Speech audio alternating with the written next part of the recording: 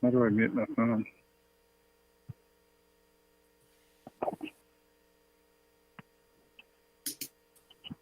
I don't want to talk too much.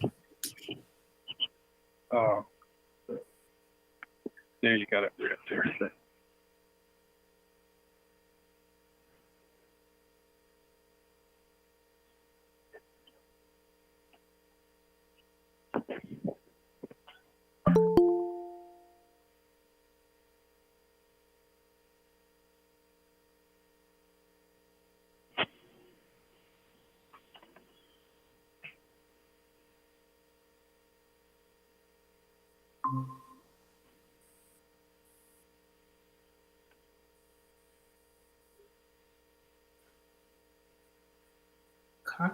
Dave, there's going to be a quick tutorial on how to use. Welcome, Bob.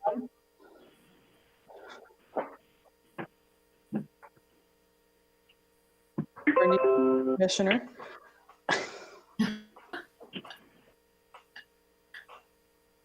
I guess his mic is off. Yes. All right. Hey, welcome. Hey, thank you. Welcome. I haven't used this technology much. Can I get more than 9 on a screen at a time, or? Yes. Yep. There.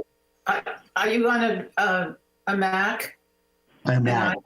I'm yeah. on Microsoft. Okay. So at the bottom of the screen, you have more options. Yep. Okay. And you see up at the top it says change layout. All right. Yep. And when you click on that, you should be able to move the bar to the right, and you can make it as many as 49 in the tiles. And there's 13 of us here. Well, there'll be more. All right. Stephanie, did you do the tour with them? I did not, no. No, I went on my own also. So I think we're waiting for them, aren't we? I was with them, so they're coming along. All right, guess we just hang. Oh, there's Chris.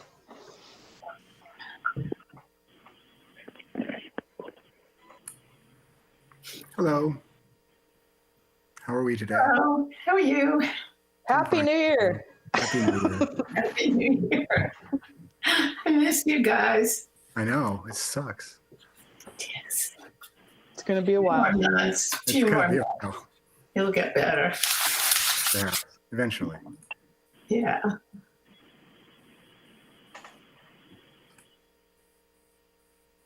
Uh-oh, Margie left.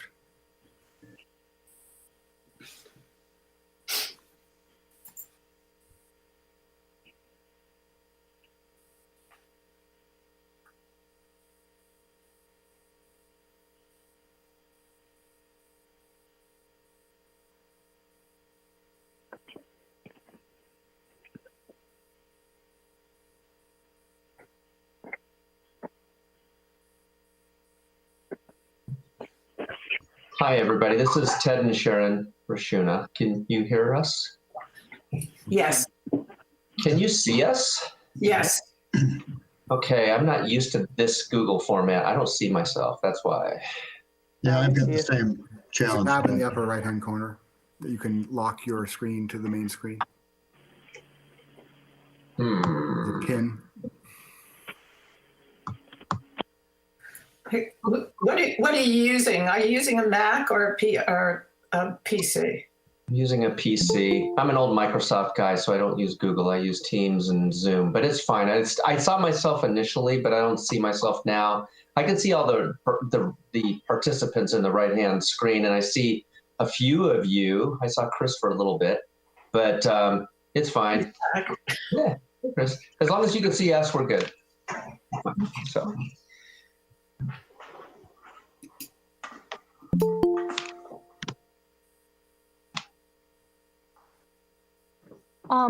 Robert, this is Margie. I'm the recording secretary. I just want to let you know that if we get a lot of background noise from your microphone, we will mute you on this end. However, we cannot unmute you. So *6 is the magic button. So if somebody says we can't hear you, that's what's happening. Okay. And then it looks like there will be a couple recusals tonight.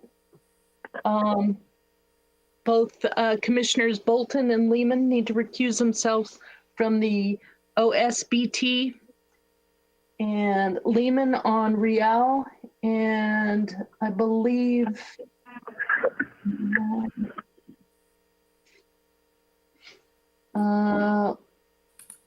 it looks like also Commissioner Delves needs to recuse himself from OSBT. So we have a little bit of a. Oh, you only have 2 then? Yeah, so. Which I one? also have to recuse from the Solo Fit project. So Margie. Chris you do? Bolton. Okay. When we get to that, we'll have you. No problem, just so you know. Okay, thank you. Okay, is everybody here? I see Gail, Stephanie, Bob, Christopher. Okay. All right. Everybody's ready. I'm going to call the regular Planning Commission meeting together. Can we have roll call, please? Yes, Commissioner Lehman, Here. Commissioner Locke, Here. Commissioner Bolton, Present. Commissioner Delves, Here. Chair LePage. Here. Thank you. Chair, this is in court. I don't see Marnie in the meeting. Oh. Nor do I.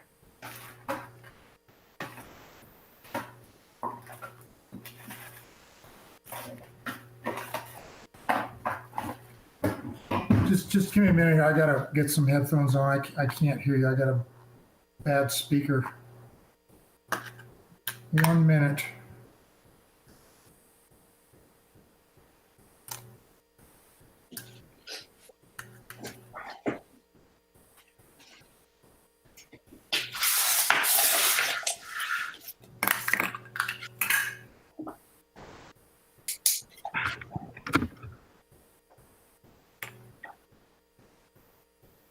Okay, can everyone still hear me?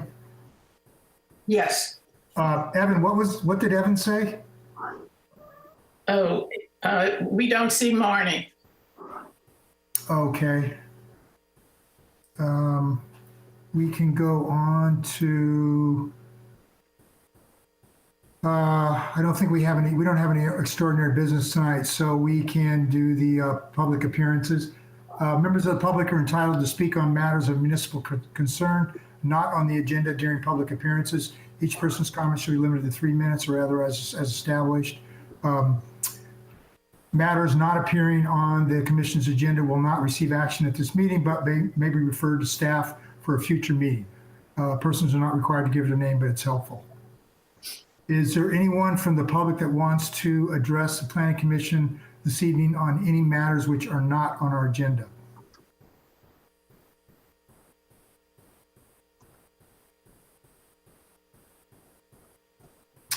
I don't hear anybody, so I'm going to assume there aren't. Margie, you're not aware of anybody that wants to address the Planning Commission on matters that are not on our agenda? No, I do not. Okay, I see Marnie is here. Looks like Marnie has joined us. Okay. Okay, are there any announcements from any of the planning commissioners or staff? No announcements? All right.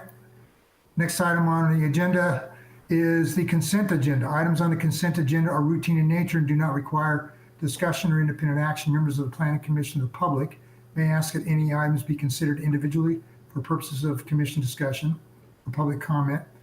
Unless that is done, one motion may be used to adopt the recommended actions. Okay, we have 2 items on the consent agenda tonight. We have the Community and Planning Building Monthly Report, and we have the December 9th Planning Commission meeting minutes. Would anyone from the public or any of the planning commissioners like either of those items pulled or any further discussion? Or are there any corrections to the minutes? No, no, I haven't seen any. Okay.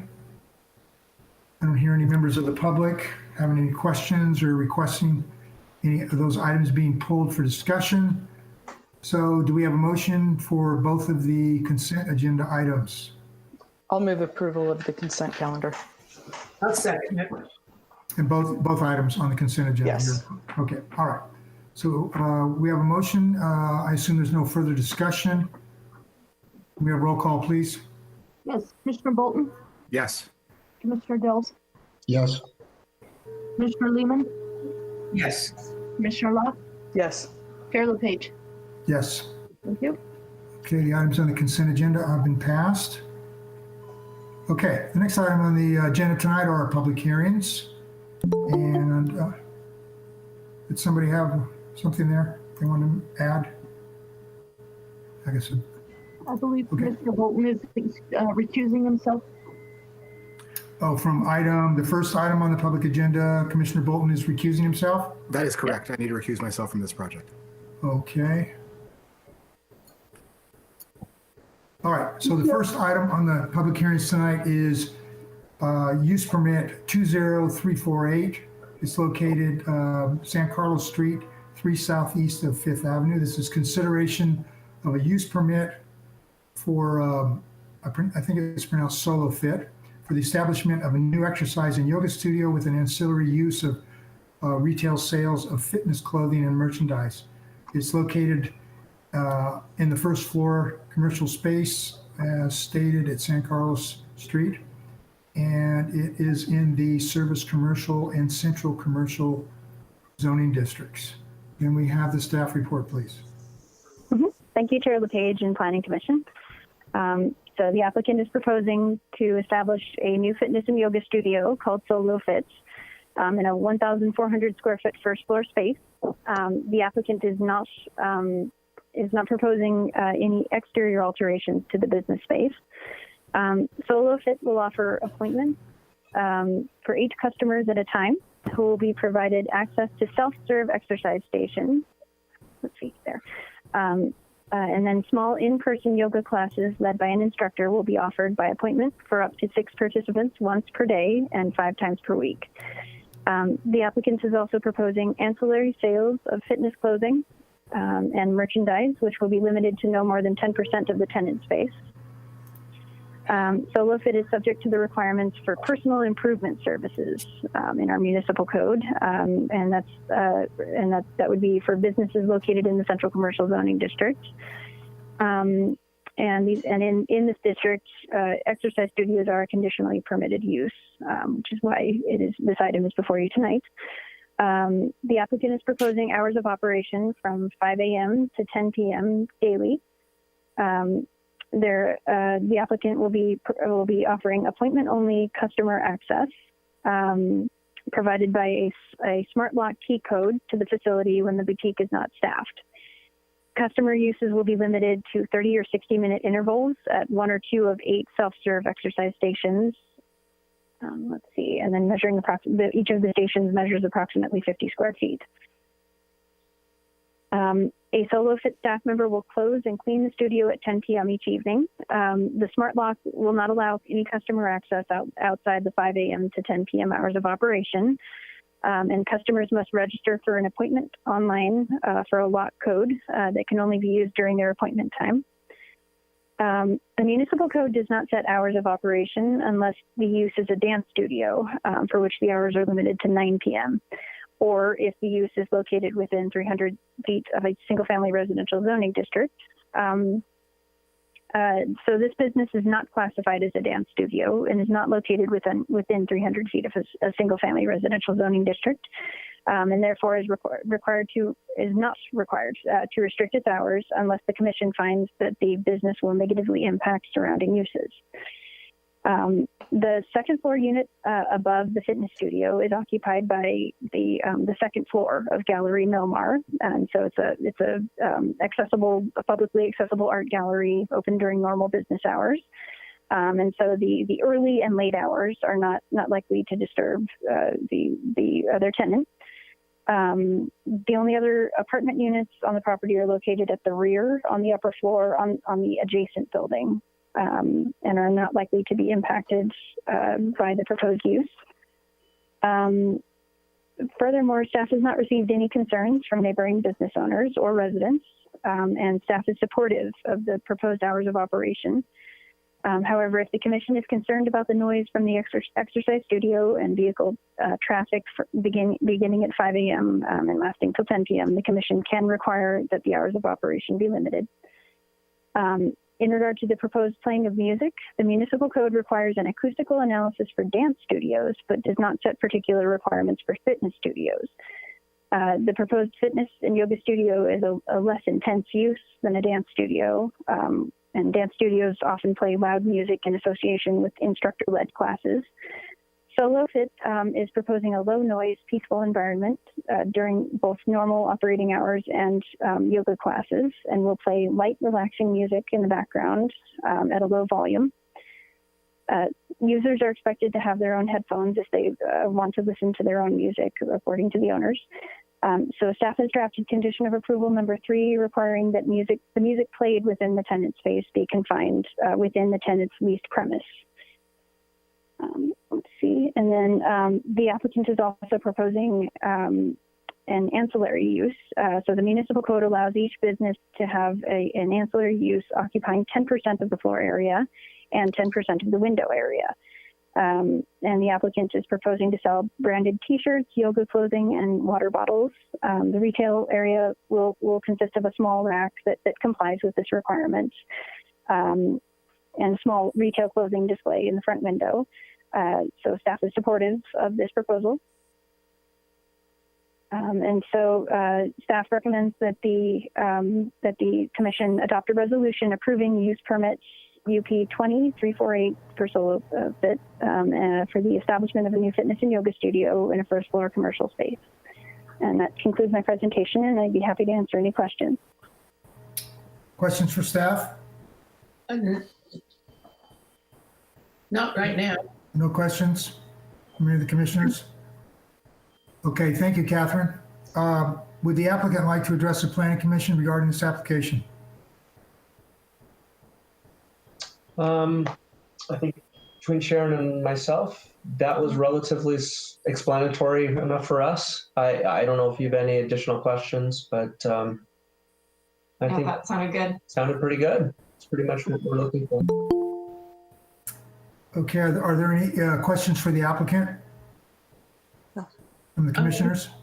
Yeah, I have questions for the applicant. Commissioner Lehman? Yes. I guess I'm a little bit thrown by the hours and the fact that there won't be a staff member in there for about 5 or 6 hours a day. If we do approve the start time as 5 and the excuse me, and the end time is 10 p.m. I was over there today. I am a little concerned about the adjacent apartments upstairs in the building right next to you. If I was living there and I heard people getting out of their cars at 5 a.m. and closing the doors, and I would find it pretty disturbing. So I feel for those people if we do approve those hours at that time. Mm-hmm. Commissioner Lehman, do you have a question for the applicant? Yes. Okay. Who sanitizes the machines between 5 and 8 a.m. and between 6 and 10 p.m.? Between 5 and 8 a.m. The sanitation would be probably self-sanitation in normal circumstances. That would be non-COVID, but which would be normally what would be done in a regular gym. But if it is a situation where we're required to do more sanitation, we would have to staff that sanitation in those hours, and we're prepared to do that. Yeah. So we could make exception between Sharon and myself.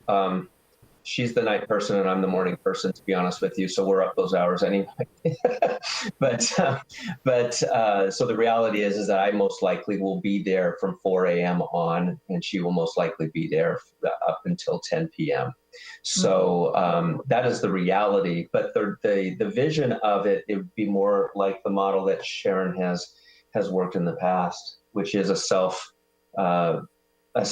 workout model that in Carmel-by-the-Sea, we actually in the business plan have the assumption, I guess, that maybe you could give us more of your understanding, that the majority of the use would be a little bit more either local or vacationers that would probably walk more than drive. I don't know if that's a bad assumption or not, but most of the users we're looking at to be within this mile or mile and a half of the area. So is that something that would be, I'm curious, would you think that would not be normal? Because we are considering this to be central to hotels, visitors, and even if they're residents there, they'll be somewhat local to this particular gym. And those that are outside Carmel-by-the-Sea will most likely be using gyms that are outside this area. So what's your question, Mr. Acuna? So we're within walking distance, not driving distance mainly, and so most users will most likely walk. That would be our understanding of most clients. But my question is if that would be your if that's not something that you would is your understanding. Well, no, it's not my experience. There are yoga classes at the Boy Scout house, and that parking lot gets full. So people aren't walking there; they're driving there, and they're primarily local people. Mm-hmm.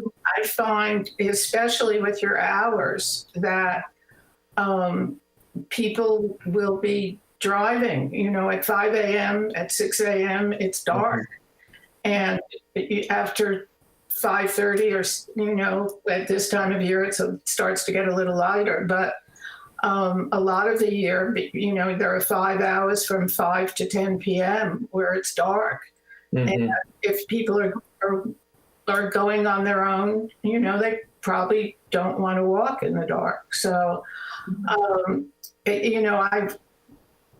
I wouldn't mind it, but I'm so familiar with every street in Carmel, but there are a lot of people, especially, I think it's a great concept.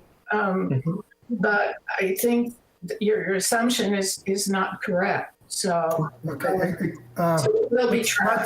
Let's hold this discussion on that. I think that it sounds like this is a question for staff. As I understand it, parking is not a consideration of this use permit. That's correct, Marnie? That's correct. Yes. All right. So it's really not pertinent to our discussion, but during the general discussion by the commission, we can if there's something that's pertinent to the use permit has to do with that, we can discuss that. Okay. So Mr. Racuna, that's your presentation? Yeah, that's a presentation. I would just probably add to, we're open to whatever is workable as well. The hours just seem to be, within reason on what most people would generally like to do in their workout, but we're open to whatever works. And so if it's found that we should tighten up those hours, like I said, we're doing a lot of changes due to the current environment anyway, and so we're and be happy to hear your considerations. Okay, thank you. Mm-hmm. All right, is there anyone from the public that would like to address the Planning Commission regarding this application?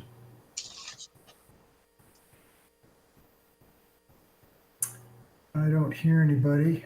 Give them a couple of minutes here, or about 30 seconds, see if they want to chime in. So I guess there's nobody. All right, so I will close the public comments and open it up to the commissioners. Commissioner Lehman, would you like to start? You have some. comments? Well, you I wanted to- think I already said a lot. How about I give someone else a chance? Okay, well, I thought maybe you want to summarize your comments, but that's all right. We can move on. Commissioner Locke, would you like to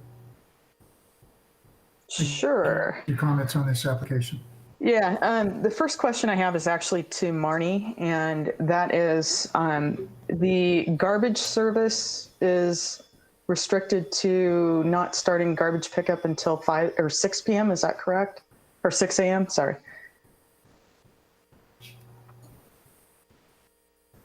I do not know what the garbage pickup hours are. Yeah. Okay. I think it's 6 a.m. So I'm going to agree with Gail. I think 5 a.m., while I understand the applicant's desire to open early, I think that's too early for people who are getting out of their cars and, especially with the residential use behind it. So I would say 6 a.m. would be probably a more appropriate opening time. And yes, I'm also a little concerned about the vacant studio hours, although I appreciate the concept of the smart locks and I can understand how it will work. So I don't really have a problem with that. But the other comment I have is on the use permit hours of operation. So it's finding, all right, I just had it up here. So the hours of operation talks about the hours of operation being 10 p.m. And it does actually mention, so it's use permit special conditions number 2, permitted hours of operations 5 a.m. to 10 p.m. No new customers shall be admitted to the studio before 5 a.m. or after 10 p.m. If it's up to a 60-minute workout, no new customers should not be admitted after, I would say 9 p.m. Once you're in and do your work or at the latest. I mean, I think you have to address that the hours would be 10 p.m. and you'd expect the customers out by 10. That's correct. Yeah. So we could clarify that. Yeah. Yeah. So those are my comments. I think it's a great idea and it really is a good concept. Great. Thank you. Thank you. Oh, we can't hear you. Michael, you're muted. Sorry, I'm sorry. I got it. Okay, before I call on Commissioner Dells, I want to apologize to him and the rest of the commission and public that I didn't take the time to introduce him. Commissioner Robert Dells, he's our newest commissioner. He told me a little bit about his background today. He used to be the mayor of a small town in mountain town in Montana. He also has a background in building development. And I think we're really privileged to have somebody that has his background. So I want to welcome him to the commission. And then I'm going to put him on the spot and call him to make comments about this application. Thank you, Michael, and thank you for not making me go first. I wouldn't do that to you. I do like this use. I have no objection to 5 to 10, but would also be supportive of Commissioner Locke's adjustment to that to 6. And overall, I like the project. I've used one of these gyms in the past, and I wish these folks well. Okay, thank you, Commissioner Delfs. I think everything that's need to be said about this has been covered by the commissioners. I am supportive of the hour changes too. I think 6 is a little more reasonable hour, and that will mitigate some impacts to the residential areas and so forth. So with that said, do we have a resolution? Do we have a motion to amend the motion on the hours and then accept the rest of it, I think, as stated?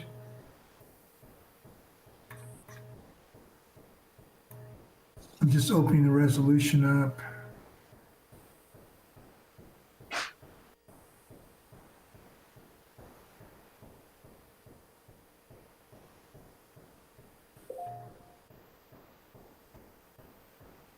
Okay, so on the use permit special conditions, right now, item number 2 is the permitted hours of operation Currently, it's listed as 5 a.m. to 10 p.m.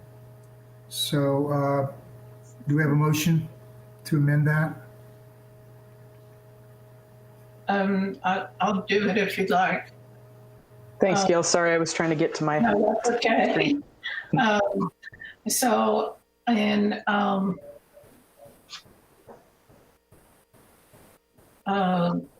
DS, oh no, it's APN 010132011, UP 20-348 San Carlos Street, 3 southeast of 5th, with an amendment of the special conditions for the time of start to start at 6 a.m. and end at 10 p.m. I would move for approval.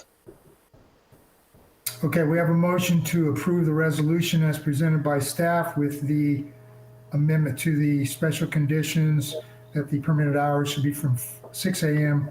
to 10 p.m. Yeah, and I'd just like, can I clarify that? So when we talk about 10 p.m., it's all customers are out by 10 p.m. And I don't know how I'll let the applicant figure out how he's going to schedule his customers so that they're out. But yeah, I'll second that motion. We'll have our maintenance people there at 9, making sure that happens. Okay, thank you. So we have a motion made and seconded. Is there any more discussion? Hearing none, we have roll call, please. Yes, Commissioner Dills, Yes. Commissioner Lehman, Yes. Commissioner Locke, Yes. Chair LePage. Yes. Thank you. Motion is carried. Thank you. Okay, the next item on the public hearings tonight is a design study. It's DS 20396. It is located on the southwest corner of Lincoln and 4th. It's consideration of a track 1 study referral to install a synthetic roofing material on existing single-family residence located in the single-family residential zone. Can we have the staff report, please? Before we start the staff report, I believe Commissioner Lehman needs to recuse herself.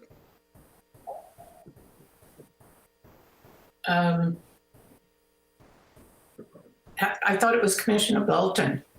Yeah, I don't think Commissioner Lehman has. You're right. Yes, you're right. I am recused from this. I'm recused from the one on 3rd and Lincoln. So you are, Commissioner Lehman, you are recused from this? Yes, I'm You have some problem? I'm too close to it. Okay. Right over the bridge. All right. And do we had another? Commissioner Bolton, you're not recused from this, are you? No, I'm recused on the other project on the. All right. Okay, but not from this one. All right. Okay. Okay. So can we have staff report now, please? Yes, thank you, Chair LePage. Just want to confirm everyone can see my screen and you all can hear me. Looks good. Yeah. Wonderful. Okay. So the item before you is a design study for the Norman Rial House.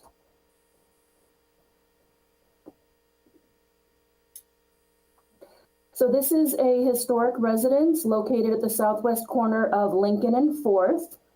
It was designed by architect Joseph White and was constructed in 1963. The architecture is inspired by Frank Lloyd Wright and also incorporates a geometric plan, which is inspired by Bruce Goff. So this home is on the city's historic inventory.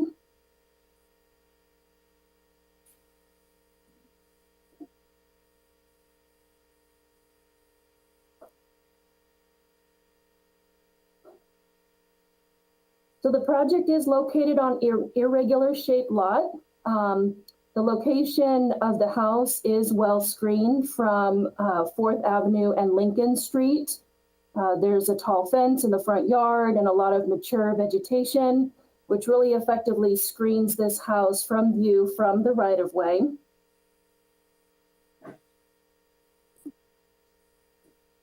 So the applicant is proposing a re-roof to this house. There have been some issues with the roof leaking. The current material is a tar and gravel, and there are areas of the roof where water tends to pool, and therefore has been causing some leaks. So the applicant is proposing to re-roof with a synthetic roof membrane by Duralast. They've chosen a dark gray color in a matte finish for this particular project. And let's see. The city has a re-roof policy that was adopted by the Planning Commission in 2016. And that re-roof policy set forth the types of roof material that are appropriate by architectural style. And that's what you see in the table on your screen. So typically metal, plastic, glass have been deemed inappropriate in all neighborhoods. However, the residential design guidelines and the re-roof policy doesn't address more modern architectural styles when it comes to roof material. Typically, we would encourage that the roof remain a tar and gravel. However, that is not a sufficient roof material in order to protect this particular historic resource.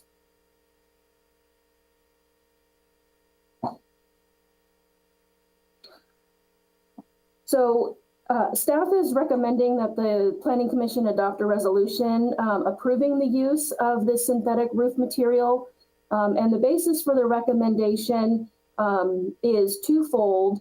One, that the roof is not highly visible from the public way, and also that this is a historic residence, and of all the alternatives that were discussed as far as roofing materials, the Duralast seems to be the preferred material that will best protect this particular resource. Alternatively, if the Planning Commission does not accept this particular material, you can direct staff to return with a resolution denying the application.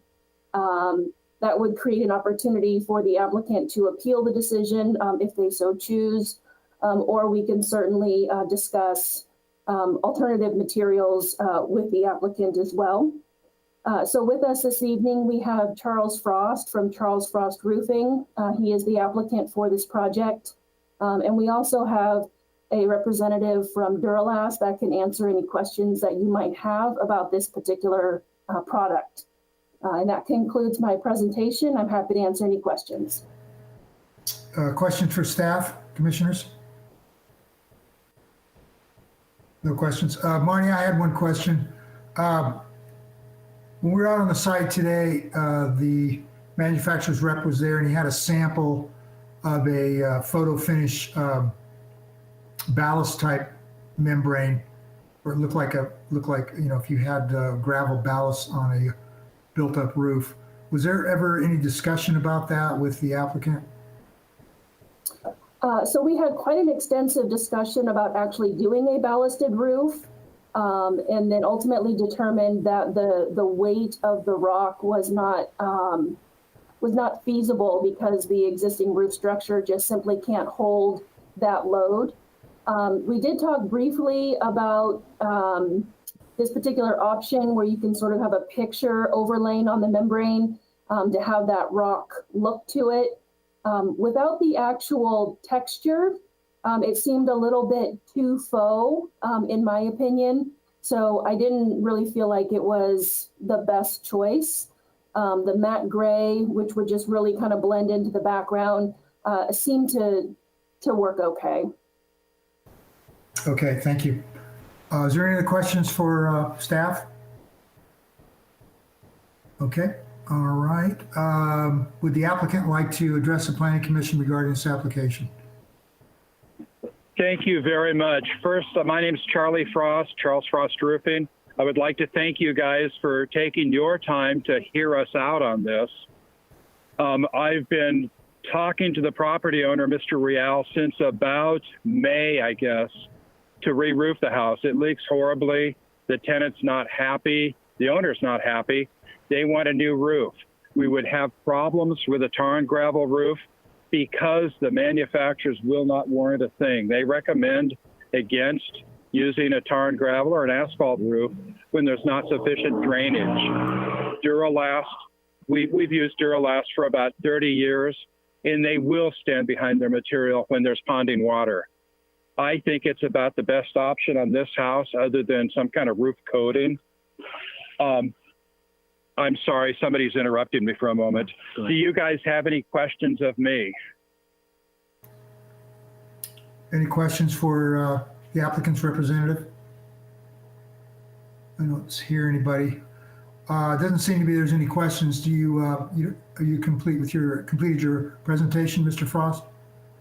You know, I think that just about covers it, but can I get you guys to call my wife and tell her I really don't talk that much? Yeah, leave your number with Margie. Yeah, I have nothing else to add to the presentation. Thank you, Vera. Again, thank you for taking your time to hear us on this. Thank you, Mr. Frost. I've got Duralast rep, David Seeger. If you guys have any questions from the manufacturer, he's here. He'd be happy to talk to you. Okay, well, we'll during the discussion by the commissioners, if we need any questions answered, we may call him.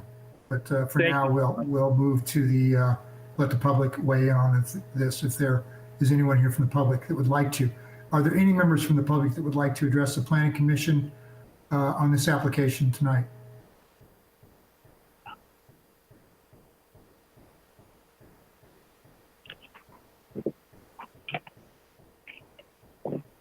I don't hear anybody chiming in. So in that case, I will close the public comments part of this application and open it up to the commissioners for discussion. Commissioner Bolton, would you like to begin? Sure. So obviously here in the city of Carmel, we have a issue with our roofing materials due to the extremely high risk of fire. And we've now been put in a position partially due to the fact that insurance companies are reluctant to insure houses in Carmel, that we have to now potentially accept products and materials that formerly were not allowed in the city of Carmel. I don't have a problem with that other than I wish we could somehow make wood roofs, fireproof. That doesn't really apply to this project, but that's just a comment about the roofs in Carmel. In this particular case, I would prefer to see a ballast roof. I understand, however, that that's not practical. In fact, it might not even be possible. And therefore, I think that this is a acceptable alternative, provided that the material color that we saw is what we're going to see installed. I don't think we really see this roof except for a couple spots, and you have to look pretty hard. It's very well screened. And given that I don't believe we're being presented with other alternatives to this roof, it's just whether or not we will accept this particular material, if I'm not mistaken, correct? So I could accept this material as a roofing material on this project. Thank you, Commissioner Bolton. Commissioner Locke, would you like to make your comments? Sure. I'm going to agree with Commissioner Bolton on his comments. I think that we are going to have to go back and look at roofing materials in light of our current climate situation and potential fire issues. As you mentioned, with wood roofs not being necessarily the most appropriate material at this point, we're going to see more and more of these things. This particular property is not visible.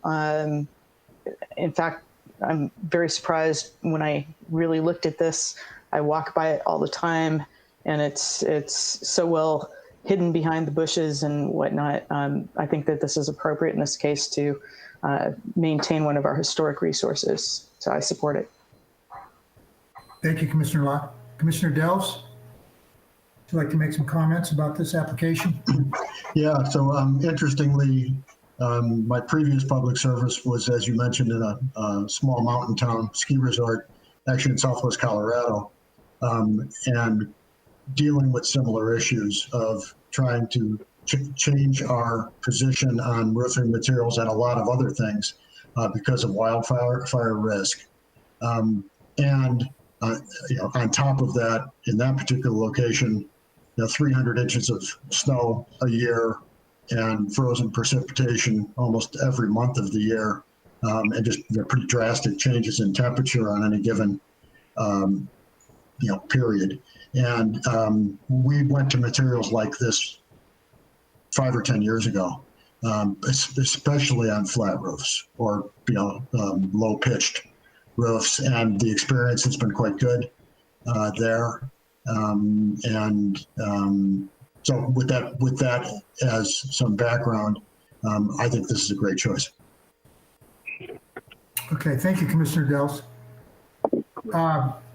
The roofing materials has been a big challenge for the city of Carmel. We put a lot of effort into it over the years, and with the emphasis of trying to maintain the character of our residential community. And but the climate change and the risk of fire have really changed the whole market on this. And I also think that this is a good alternative. A built-up ballast type roof would be highly flammable. It's made out of petroleum products, and I think we're going to have to eliminate those from our design guidelines for approval. So I also support this.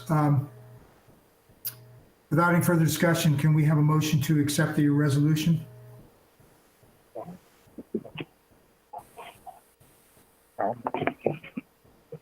I can make a motion for this project. Let me get the number up in front of me.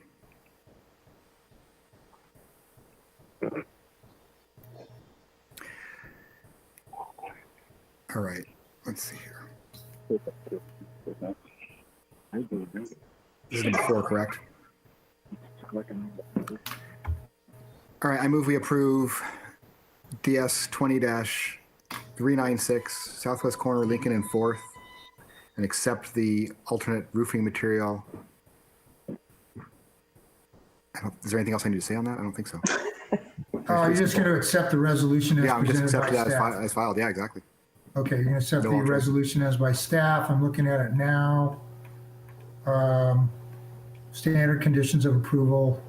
There's no special conditions. Yeah, no change. The material, the color of the material will be as presented. The gray, it's as I was. The applicant the contractor said they're going to reverse it so that the dull textured side is up, exposed. Yeah, that'd be a good note. So I think that, I don't know if that's stated in the approval, but I would, maybe you can make that in your motion. You can say Yeah, I'll that. amend that to add the fact that we want to have the dull side of the material up. Of the gray material. That's correct. The material as presented in the field. All right. Okay. Do we have a second? I'll second, sure. Okay, the motion is made by Commissioner Bolton, seconded by Commissioner Dels. Is there any more discussion? Hearing none, can we have roll call, please? Yes, Commissioner Bolton, Yes. Commissioner Delves, Yes. Commissioner Locke, Yes. Chair LePage. Yes. Thank you. The motion carries. Okay, the next item on the public hearings tonight is a design study. It's DS 20305. It's on the southeast corner of Lincoln and 3rd. This is consideration of a concept design study and associated coastal development permit for the demolition of an existing duplex and construction of a new single-family residence located in the single-family R1 district. Can we have the staff report, please?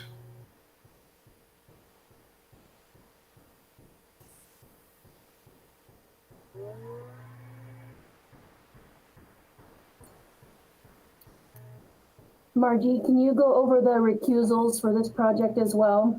Yes, the recusals on this is Commissioner Bolton and Commissioner Lehman. Okay, so we have 2 commissioners, but we still have a quorum, Yes. so we can proceed. Okay, Commissioners Lehman and Bolton will recuse themselves. And just for the record, Commissioner Bolton is recused because he lives within 500 feet of the project. Commissioner Lehman is recused because she is part of OSBT Investments. Okay.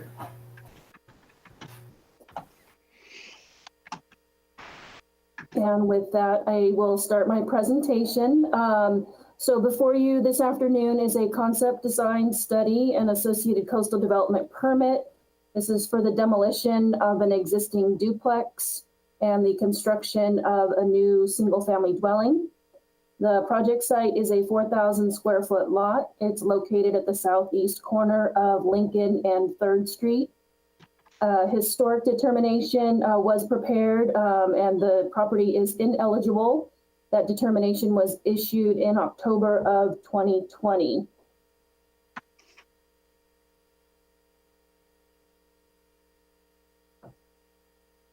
With respect to forest character, there are 12 coast live oak trees on the property, 9 of which have been rated significant. The applicant went to the Forest and Beach Commission last November and obtained approval to remove a couple of the trees and also to prune some existing trees. The bulk of the existing trees will remain. The site will remain forested, and the project is consistent with the objectives of forest character.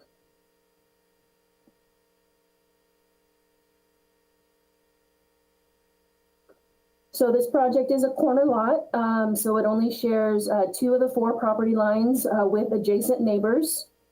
Staff had noted in the report that there are 2 fairly large windows along the south elevation that have the potential to create a privacy impact to the south neighbor. Staff also noted that there are some existing windows on the duplex that also face the south neighbor. The applicant did reach out to them and discuss the project.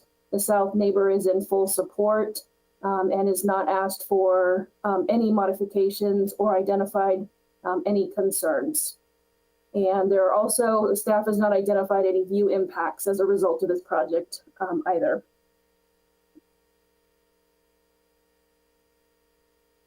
So with respect to parking and access, currently the required parking is provided by a concrete pad in the rear yard. The applicant is proposing to construct a detached garage in the same general location.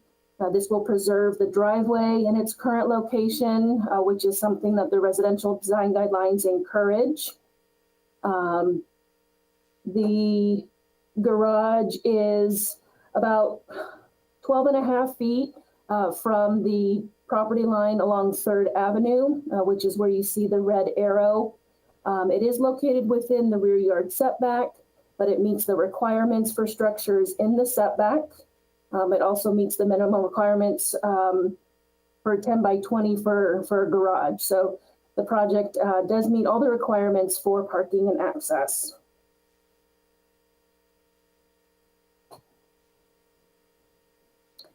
With regards to mass and bulk, the existing duplex is a 2-story structure. It's actually located within the setback along 3rd Avenue. Obviously, this project would be reconstructed in conformance with all required setbacks. The 2-story massing of the project is very limited. It's located at the northwest corner of the property. And due to the sloping nature of the lot, the high side is going to be on the south side.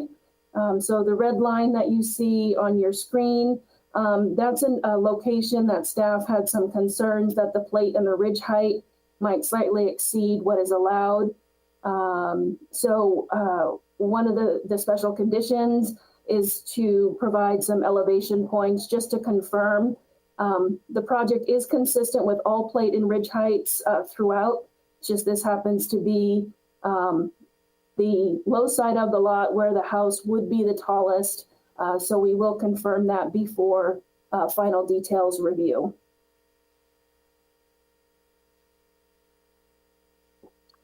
So this project has quite a bit of support within the neighborhood. Staff provided the commission with 3 memos of support from surrounding neighbors. This graphic here just shows those neighbors in relation to the project site. The applicant really did some extensive outreach in talking to the neighbors, and the project has been well received by them.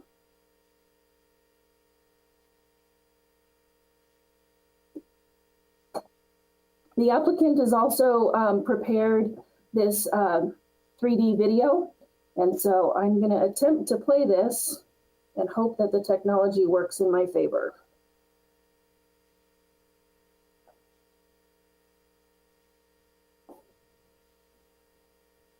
So this shows driving west on 3rd Avenue and what that street side elevation would look like. You see the front entry under the 2nd story massing. And then it wraps around to the front yard where you can see there's a lot of mature trees.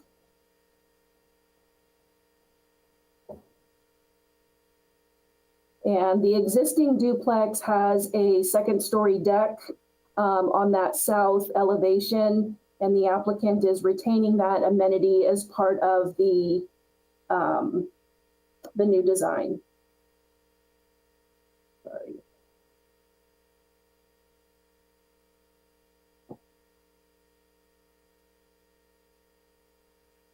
Yes, I'm going to give you one more look at it.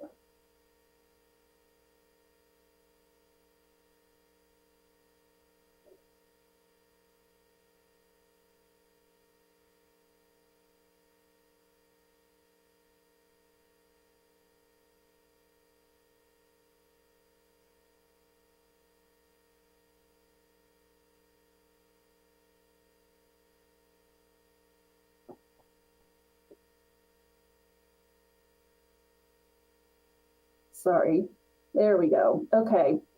And then lastly, I just wanted to touch on the building and roof form. I apologize, it looks like I'm out of presentation mode at this point. But the roof form is very simple. There's a couple cross gable elements, as you can see. There's also a significant flat portion of the roof. And this is going to give the home the benefit of having solar panels. And with that, staff's recommendation is that you adopt a resolution accepting the concept design study and the associated coastal development permit. That concludes my presentation. The applicant is Alan Lehman. He's here to answer any questions that you might have, and I am available for questions as well. Are there any questions for Marnie from the commissioners?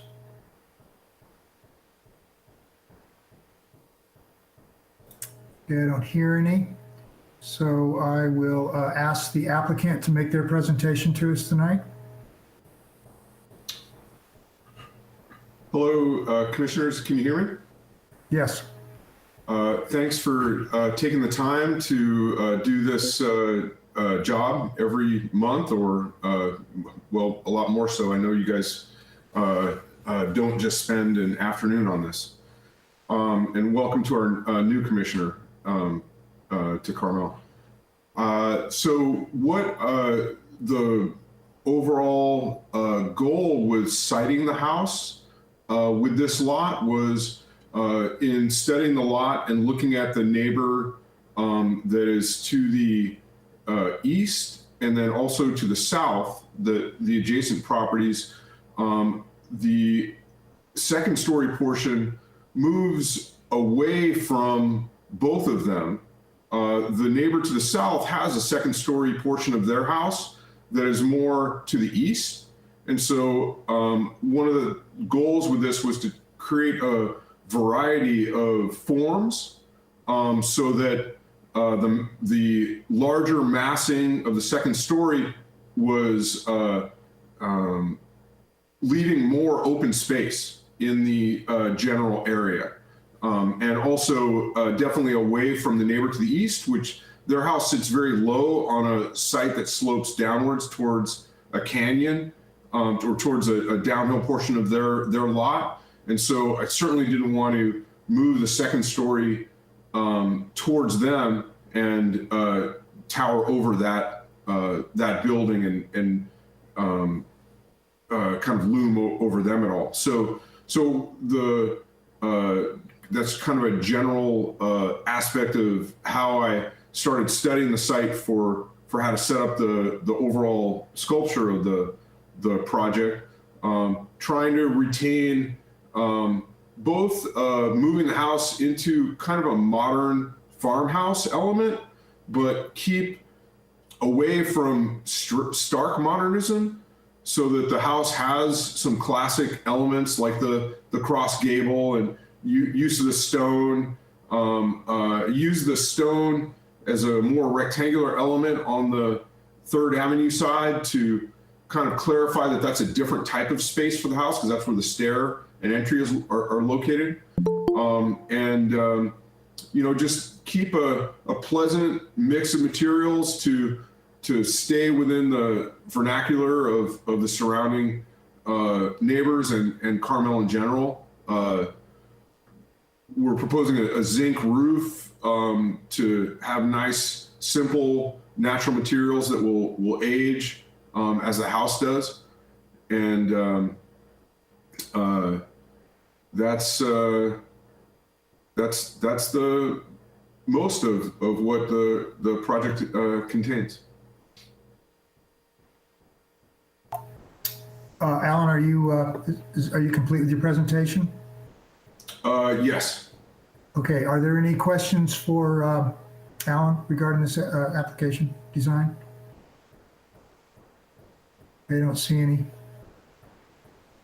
Okay, are there any members of the public who would like to address the Planning Commission regarding this application?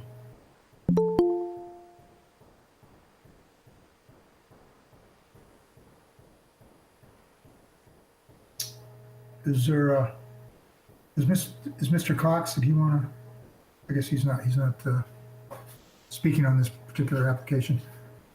Okay, I don't hear anybody from the public weighing in, so I will close the public comments, open it up to the commissioners for their comments. Commissioner Locke, would you like to begin? Sure. I think it's a beautiful proposal. Certainly the existing house is ready to be replaced. So no, I think that this is very sensitive to the neighbors as described by staff and the applicant. It is on a parcel that is at the top of the canyon. And I think it's very sensitive to the neighbors that are to the south. I like the integration of the stone and the standing seam roofing. I think it's a beautiful project, and I'm looking forward to seeing it move forward.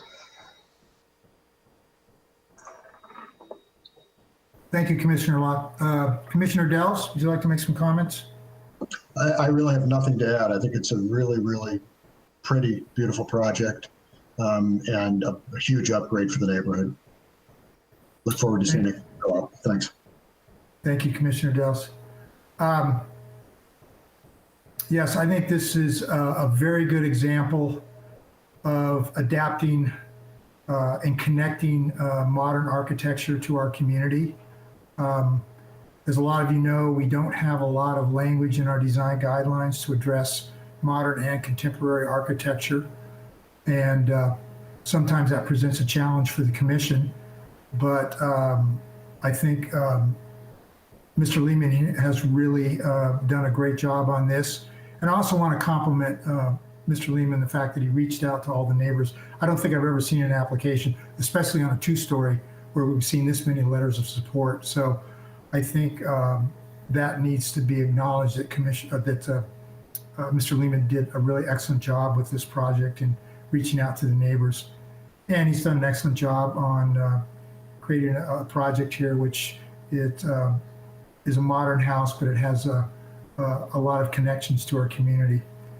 And this is concept, but I really think as it is presented, it's pretty much a complete project. So Having said that, the resolution presented by staff, let me open that up.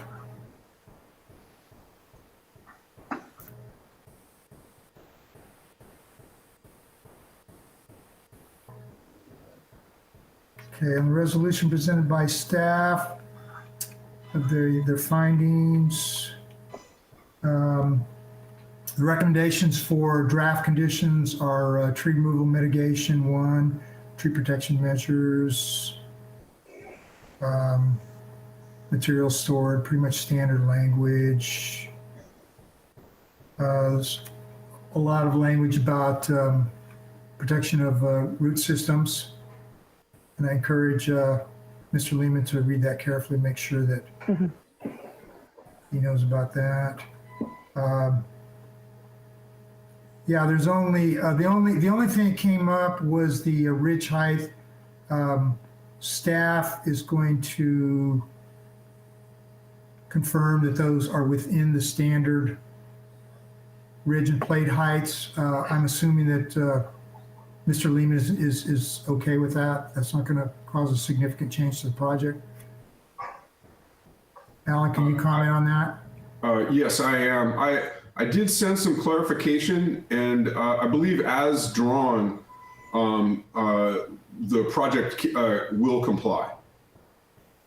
Okay, they can confirm that. Okay, staff will confirm that. So the we have a resolution. Do we have a motion to accept the resolution as presented with staff with the recommended draft conditions? Yeah, I will move that we accept the resolution accepting the concept design study and associated coastal development permit DS 20-305, southeast corner of Lincoln and 3rd, applicant OSVT Investments.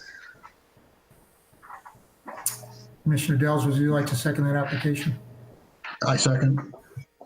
Thank you. Is there any more discussion on this application? We have a motion to accept it as presented by the resolution as presented by staff. I don't hear any, so can we have a roll call, please? Yes, Commissioner Dells, Yes. Commissioner Locke, Yes. Chair LePage. Yes. Thank you. The motion passes. We'll see you at final. Okay, the next item on our agenda, the public hearings tonight. Commissioner Lehman and Commissioner Bolton can rejoin the meeting. So the next item is item number 6, another design study. This is DS 20-320. It's located on San Antonio, 5 southeast of 8th Avenue. It's consideration of a concept design study and associated coastal development permit for the demolition of an existing single-family residence and construction of a new single-family residence located in the R1 single-family residential zone. Can we have the staff report, please?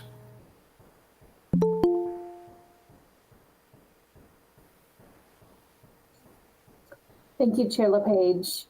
So this is another project where it's a demolition of an existing residence, construction of new. So this project is located on San Antonio, 5 southeast of 8th Avenue. The existing residence is a single-story over parking. The proposed project will retain the parking in its current location. And the most notable sort of change with regards to massing and floor area would be the addition of a master bedroom and bathroom on the upper floor at the rear of the residence.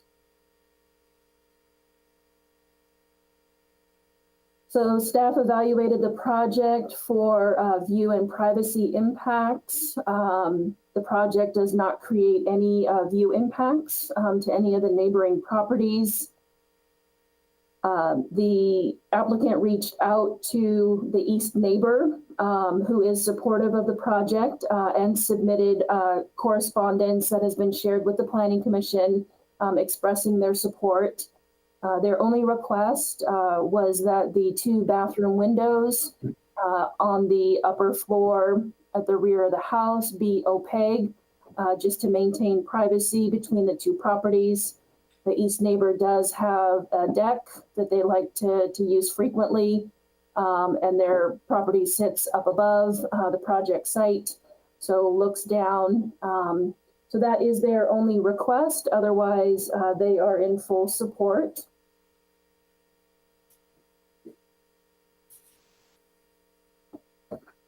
So with regards to mass and bulk, again, this is a reconstruction of an existing residence that has the lower floor parking tucked under. That design element will be maintained. The new upper floor at the rear of the residence that has the master bedroom and bathroom is 358 square feet. It represents 19% of the total floor area. Additionally, the building footprint is actually going to be smaller than what you see out there today. The existing house is actually located within the required setbacks. So the new construction will be built within the requirements, which will provide some additional light and air to both the north and south properties. Staff had noted in the report that the chimney was a little bit oversized. The applicant has actually corrected that item. So the plans that are before you this evening, the chimney meets the required dimensions set forth in the code.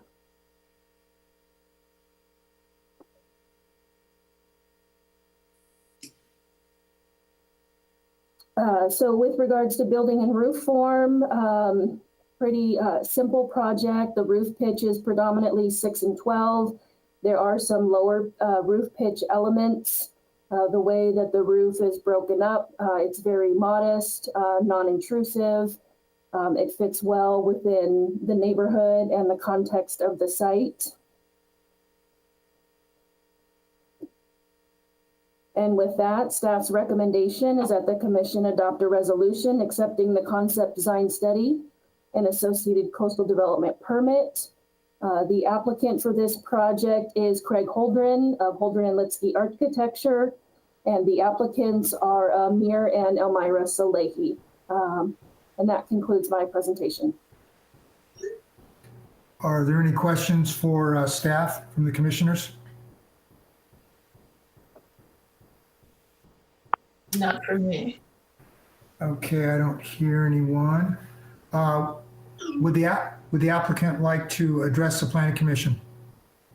Hi, yes, good evening. Craig Holdren here with Holdren Lipsky Architecture, representing Amir and Elmira Salehi on this project. Thanks, Marnie, for the great synopsis of what we're trying to do. But as you mentioned, it's a rebuild of an existing house. Basically, we're reusing the existing garage. It's convenient. It makes sense in terms of where the massing is going up from there. There is a new master bedroom suite. We spent considerable time on the roof, the owner and myself, a couple different times trying to ascertain whether there could be a second story addition that didn't impact people's views. And that on that side of San Antonio, there are often views to the water from farther up the hill, and we knew that was going to be a major consideration. And due to sort of existing tree placement, both to the north and to the west and somewhat to the south, it really appeared that we could come up with an approach that allowed them to get the master suite up there and thereby enjoy some of the views they're interested in without having a deleterious impact on anybody. So obviously that's what you're looking at. We did reach out to the neighbors directly to the east, as Marnie said, met with them, very nice folks. And they seemed to be very, very happy that we had managed to maintain the view they've got, which is pretty decent. House, obviously, as represented in the renderings and the drawings, is to be entirely clad in stone. There'll be a minimal grout work on that. Of course, we'll look at the specifics of the stone at the final meeting, but it will be similar to a Carmel stone, but it will be a thin cut natural stone veneer. But one of the ideas is to have relatively modest on-site cutting of the stone by going with a pre-cut, it's kind of like assembling a jigsaw puzzle, finding the pieces that work correctly. We have wood windows, it'll be a dark color, and then the two-piece barrel tile roof. Yeah, I mean, I think it's fairly self-explanatory. We do have this, right now there's a deck in the front that is sort of the primary outdoor gathering area. We'd like to maintain that. We kind of anchor it a little bit differently, but again, the house is in many ways sort of similar to the houses there, but we bring it into conformance with the setbacks. We actually improve the setbacks a little bit on the rear side. And I think that probably concludes what I have to say. Okay, are there any questions for Mr. Holdren from the commissioners? I have a question. Okay, Commissioner Bolton. On the site, neighbor had a question regarding the large multi-trunk pisciforum on the north edge of the property. Is that tree going to be conserved? That's actually on the neighbor's property. Oh, okay. So yeah, no, that is going to be conserved. We can't touch it. I actually had to climb down that tree when I got caught up on the roof and the ladder fell away. Oh, but well, that makes it easy. Thank you. Okay, are there any other questions for Craig? Okay, I don't see any of the commissioners. Thank you, Craig. Thank you. All right. Is there anyone from the public that would like to address the Planning Commission at this time regarding this application?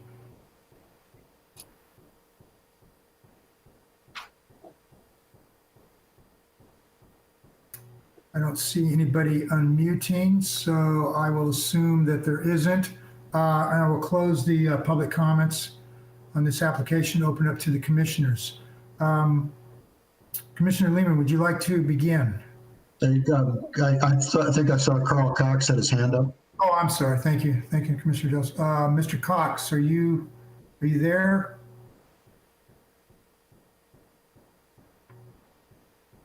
I think you have to push *6 to unmute? Yes, *6 should unmute them.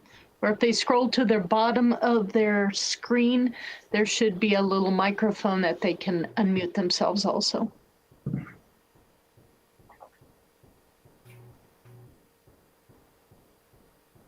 Yeah, I don't see.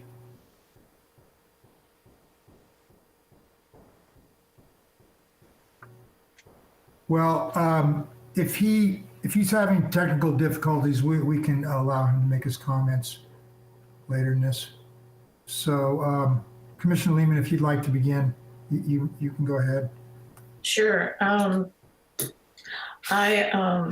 think it's a tremendous improvement over what's there right now. I do have one question for you, Craig. Sorry, I missed that opportunity a minute ago. What's the sill height on those windows that they're talking about using obscured glass on?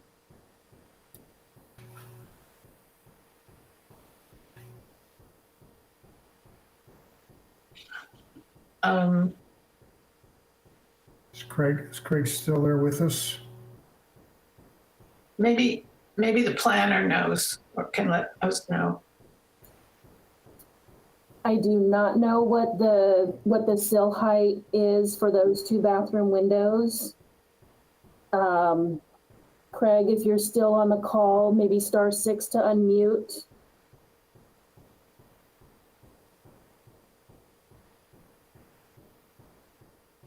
We'll certainly get that for you. Yeah, we can get that for you, Commissioner Lehman. Sure, thank you. The reason I'm curious about it is they look like they're pretty high off the floor, and I'm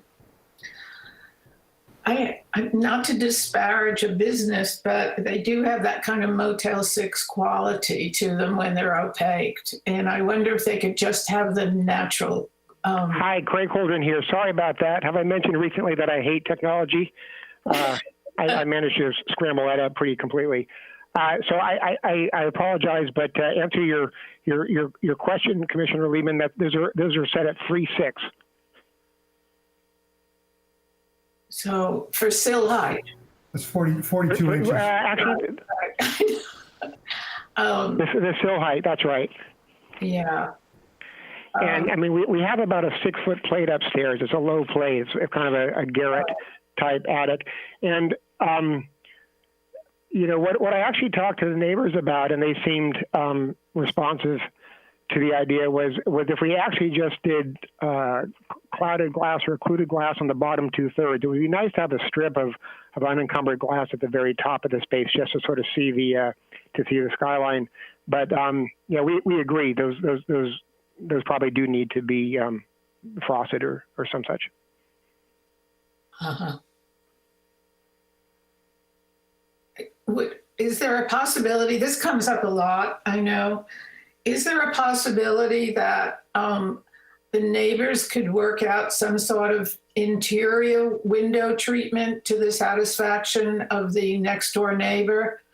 Because I'm sure they don't want to be exposed to their deck either. But I find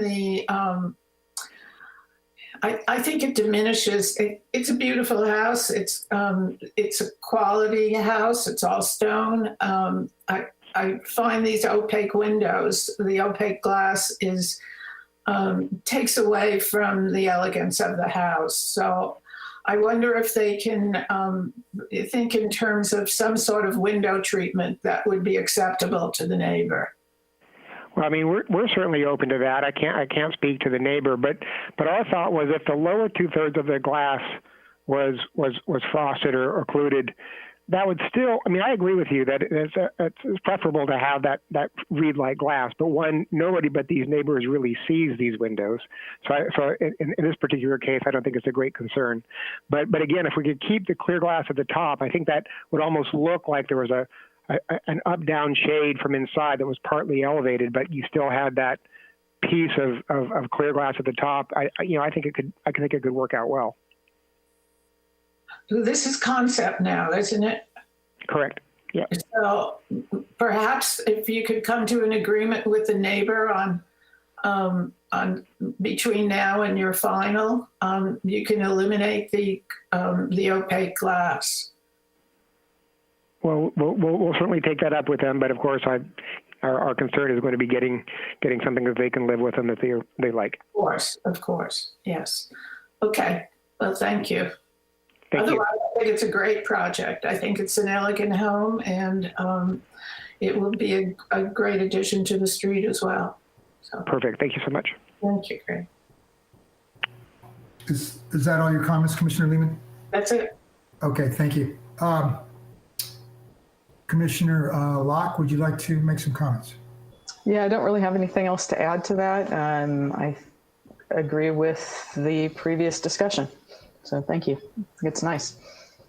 Thank you, Commissioner Locke. Commissioner Bolton, would you like to make some comments?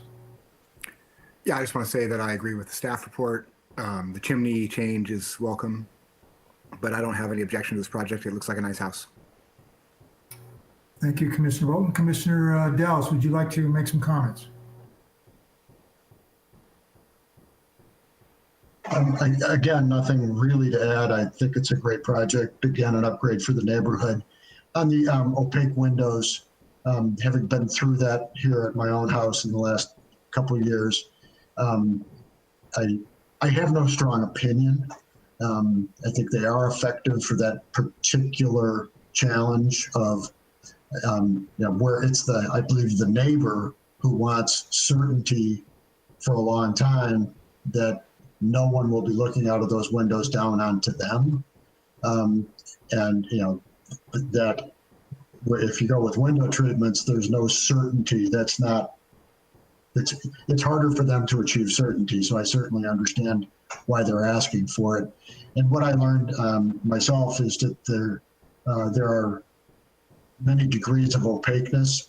I think we ended up with a 20%, 100% being, almost maybe what Commissioner Lehman is saying with the Motel 6. But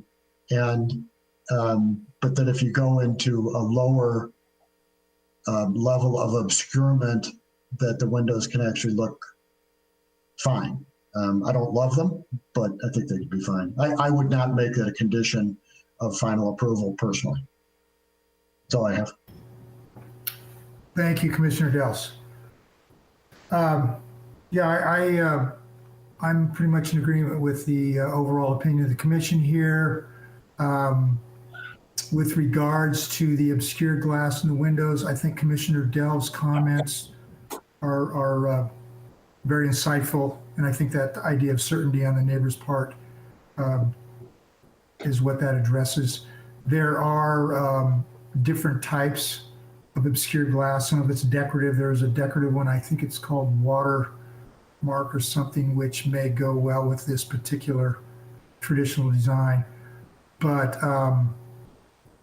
at this point, if the architect wants to pursue it with the neighbors, it sounds like it's an option. But I think at this time, I would recommend that we leave it as presented, and that can be addressed at final if there's been some agreement with the neighbors. So having said that, the resolution, let me open that up.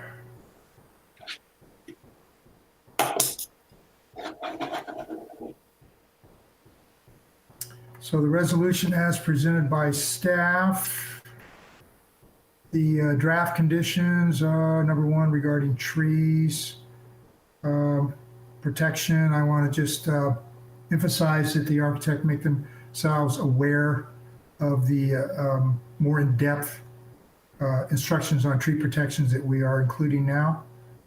The opaque windows. So the applicant shall use opaque glass in the bathroom windows on the upper floor to ensure adequate privacy.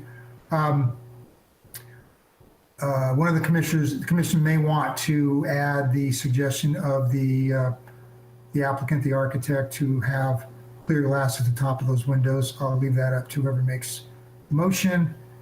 The driveway, an alternative to the turf block is in the draft conditions. Chimney's already been addressed, and the existing right-of-way is structures are going to be removed. So we have a resolution from staff. Would one of the commissioners like to make a motion to accept the resolution with any amendments as they see fit? I can do it, unless someone else would like to. Okay, APN 010-269-009, a new single-family dwelling on San Antonio, 5 southeast of 8th Avenue. Along with the findings for concept design study in the resolutions, we would like to go to special condition number 3, opaque windows, and give the applicant time to, along with the architect, to see if they would consider opaque on only the lower half of the windows and clear glass above.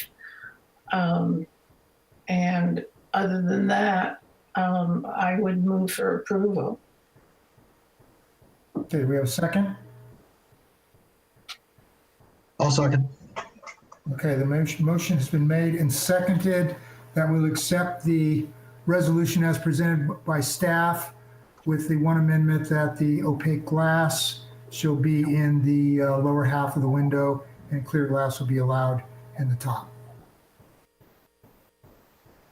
Is there any more discussion? Seeing no discussion, roll call, please. Yes. Commissioner Bolton? Yes. Commissioner Dills? Yes. Commissioner Lehman? Yes. Commissioner Locke? Sorry, yes. Yes, and Chair LePage. Yes. Thank Motion you. is carried. We'll see you at final. Thank you so much. Thank you very much. Okay.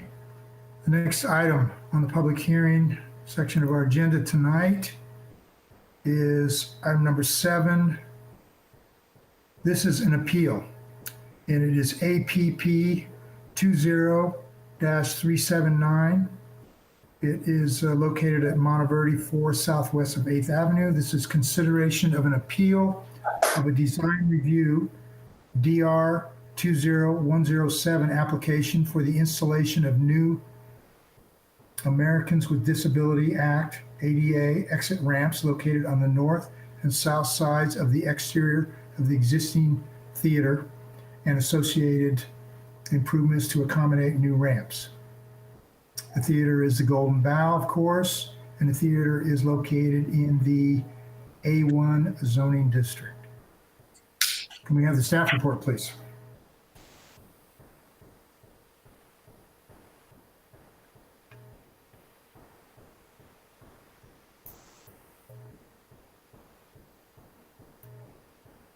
Hello? Yes. Okay, sorry. I was having unmuting issues.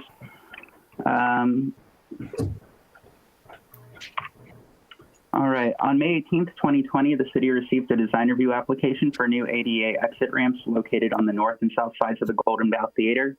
The modifications address where the site fails to meet ADA standards as outlined in the Certified Access Specialist Report, or CASP report. The CASP report identifies accessibility deficiencies and recommends alterations to bring the site into compliance with ADA standards.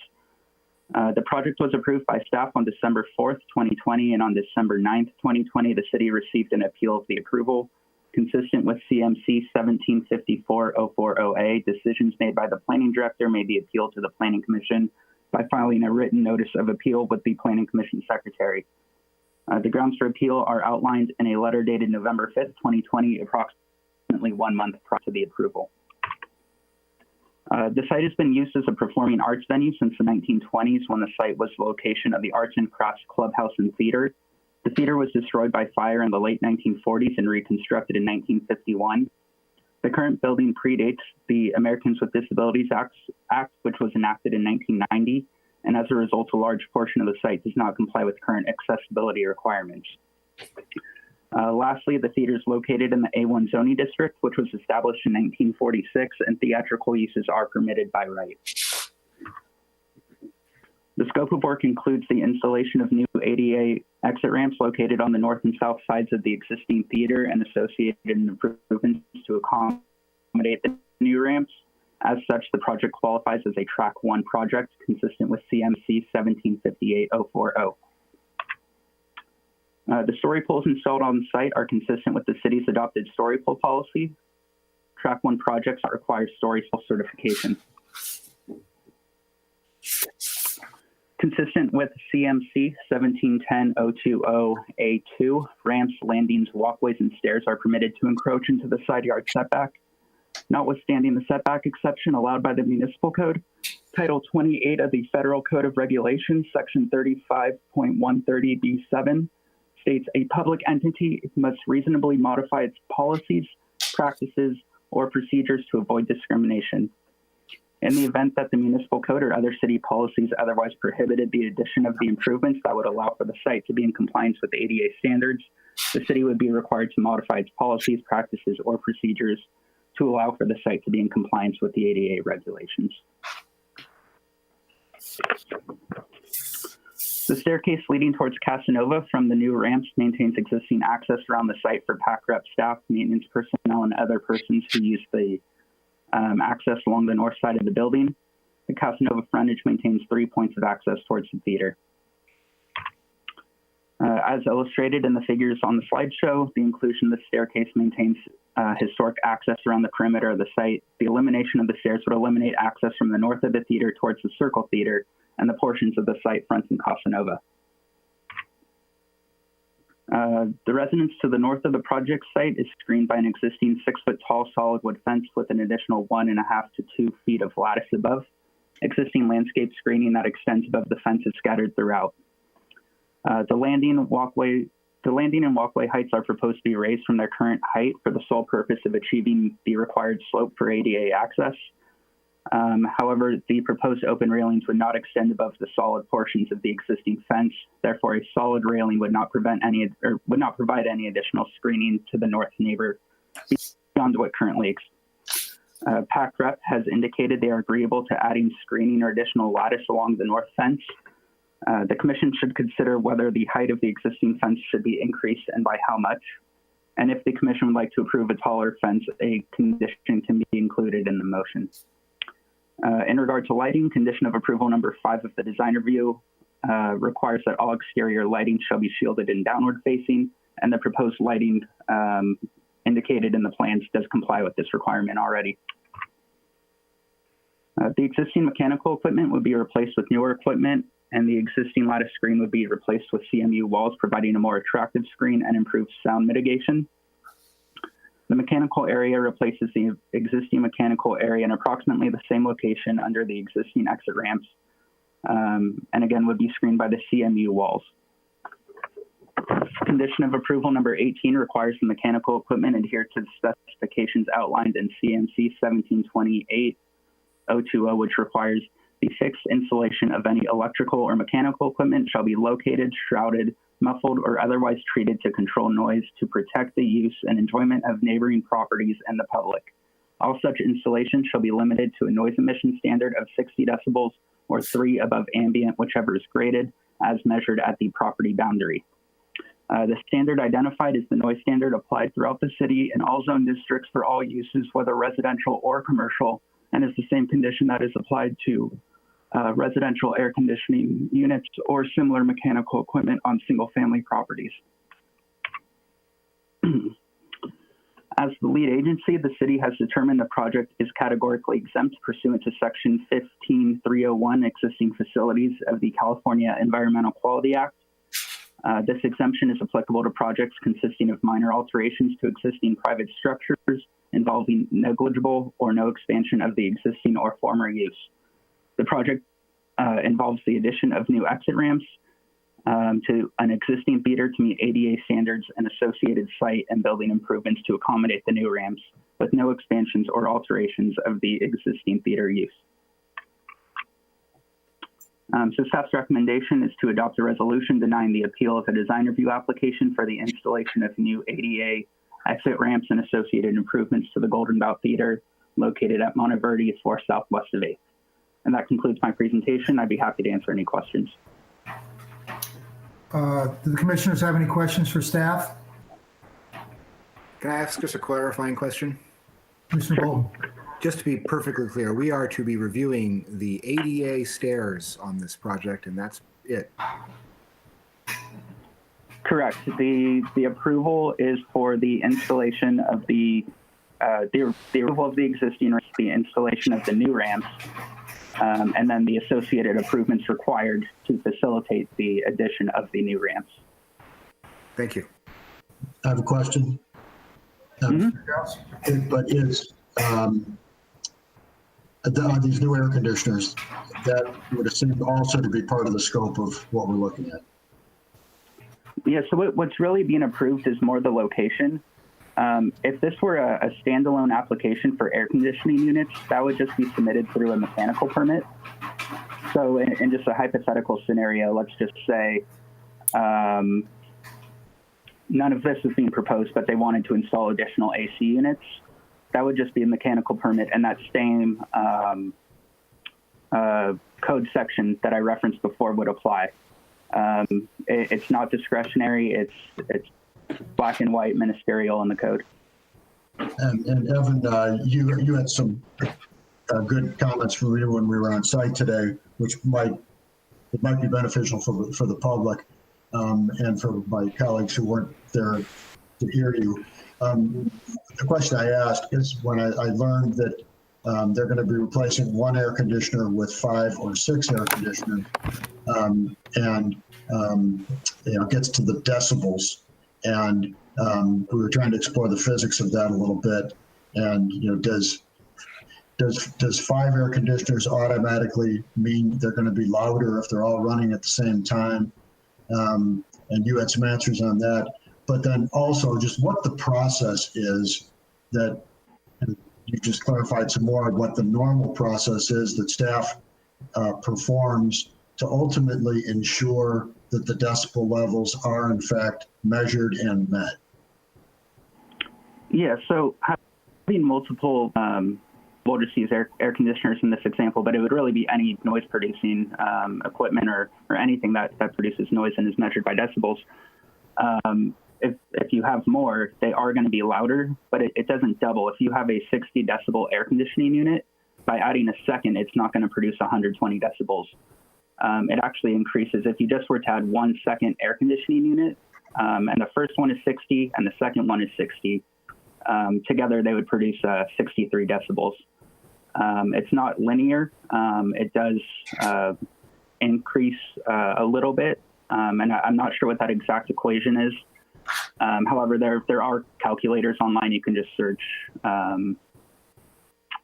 what was the phrasing be? Noise, sound calculators. They have it for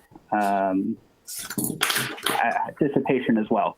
So yes, it is slightly louder to have more units, but it's not as significant as one might assume. Same thing with dissipation. As you every time you double the distance from the noise source, the sound will decrease by 6 decibels. So while it might be a little louder, the setback is fairly significant. It's about 15 feet. So sound will naturally dissipate over that area. In regard to the question about how we check these standards, under a mechanical permit or building permit, whatever the appropriate permit may be, when they submit for it, the applicant's required to submit the specs on the air conditioning units. Typically, we'll see them come in right around 60, sometimes a little bit more, but as we know, sound dissipates as you get farther away. If we were to see a proposed unit that was maybe 90 decibels, that would throw up a red flag right away. However, if they're proposing multiple units that are right around 60 decibels, and they do have units that are less, the standard would apply, and then before we sign off on the building permit, they would have to demonstrate that the noise is complying. If there are issues, there are sound blankets that can be applied to air conditioning units.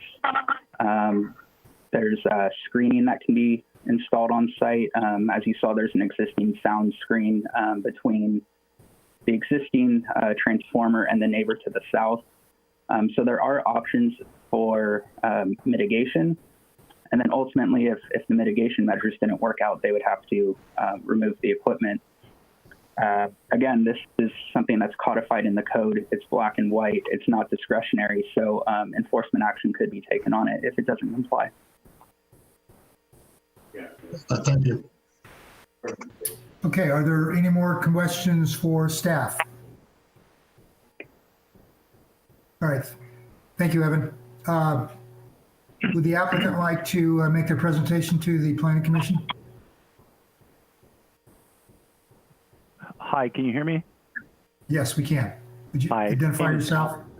Yeah, indeed I will. My name is Alex Lorca. I represent Patrick and Paige Healy, who are neighbors immediately north of the theater, who head up a group of neighborhood residents who are concerned about the application pending before you. I wanted to just reiterate that a lot of the technical objections to the project are in my various letters that have been submitted both to the Planning Department and to the Planning Commission.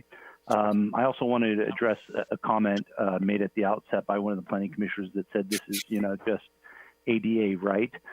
Indeed, it is ADA, but the modifications proposed under the ADA have impacts. They have impacts on the neighborhood, and that's what we're concerned about. So again, the technical aspect is in the letter. What I want to speak at the beginning more broadly is the broad picture of the theater in the middle of a quiet residential area, mostly single family residents. It's not an arrangement that you see very often, to have such disparate uses right next to each other, and for obvious reasons, and that's because noise from performances at the theater are just incompatible with the quiet residential character of the surrounding neighborhood. Again, mostly single family residences. I think the theater acknowledges the noise issue when they offer some sound mitigations in the doorways and in the roof eaves. I think it's a tacit admission that noise is a big issue for the theater, and the surrounding neighborhood has sort of suffered the amplified performances, singing, music, that type of thing for many years. What's got to be remembered is it's not only the noise, it's also the vibration. Mr. and Mrs. Healy can feel the bass notes of the performances, until midnight in their bedroom, which is right next door. Again, it's a really unique situation having a theater right in the middle of a residential, quiet neighborhood. The village has all kinds of these neighborhoods, and so far in observing the Planning Commission tonight, much has been discussed about maintaining the peace and quiet of the neighborhoods, and I think that's important enough. During the city's review of the application, the neighborhood group reached out to PAC Rep to see if they would allow a sound consultant that the neighbors retained to go into the theater and propose some sound mitigations, very reasonable, some common sense sound mitigations. Unfortunately, that request was denied, and staff mentioned the decibel readings, and you're subject to the decibel readings and the restrictions. The reality that enforcement mechanism does not work. Through the past 10 or 20 years, various neighbors have called the police, have called the planning department, public works. They've been out there with a sound instrument measuring the decibels, but the reality is no enforcement ever comes. And it's not to lay blame on anybody, but the reality is the reasons given are the city just doesn't have the resources to do that. The city cannot find budgetary or manpower or whatever it is, resources to go and monitor the noise and enforce decibel restrictions in the neighborhood. And so what the neighborhood group is suggesting that now is the opportune time to include some sound attenuation that makes sense, very common sense, nothing extravagant, but what we'd like to do is at least get a baseline and have our expert go in there and propose some sound mitigations that are reasonable. So with that broader context, I'll just quickly go over some of the notes in my letter to you of January 11th. Again, the story polls are inconsistent with the plan submitted. It's a denial of due process. It's something that should be done again. With respect to the north side ramps, to say that that area has been used as a walkway, I think is a stretch. There are ramps there. Occasionally, the theater staff, from what I understand, use that as a frequent smoking spot. But to sort of say that the eastern leading ramps on the north side are, the setback is 100%, I think is not accurate. The stairs leading west have nothing to do with ADA. There's absolutely zero evidence in the record to suggest that is necessary or required for ADA compliance. There's some conjectural notes in the staff report, but there's absolutely no evidence to suggest that that's required. Another big issue for the neighbors is using the exits on the north, on the north and south sides by staff and folks like that. There's absolutely no reason why they couldn't be alarmed for emergency use only. Staff's note sort of says, that's not really required. But, I think all of us have been in a commercial setting where we've seen, alarm doors. These doors are alarmed. They're only to be used in an emergency.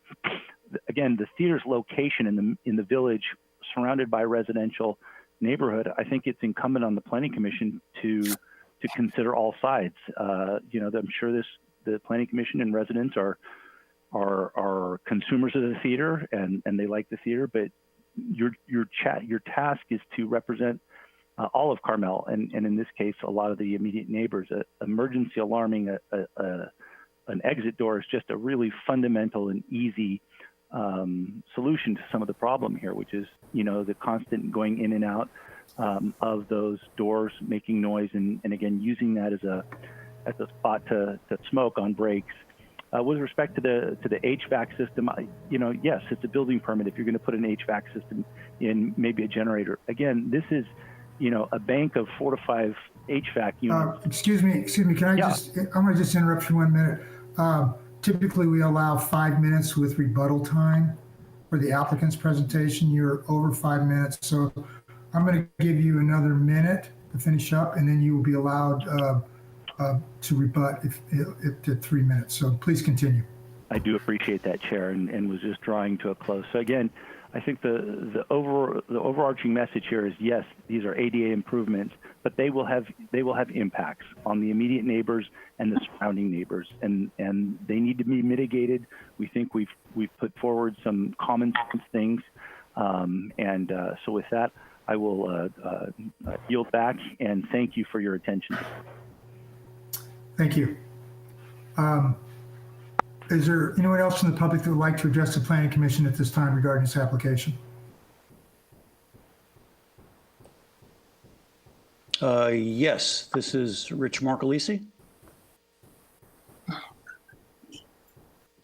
Go ahead, we can hear you. Great, thank you, Chair.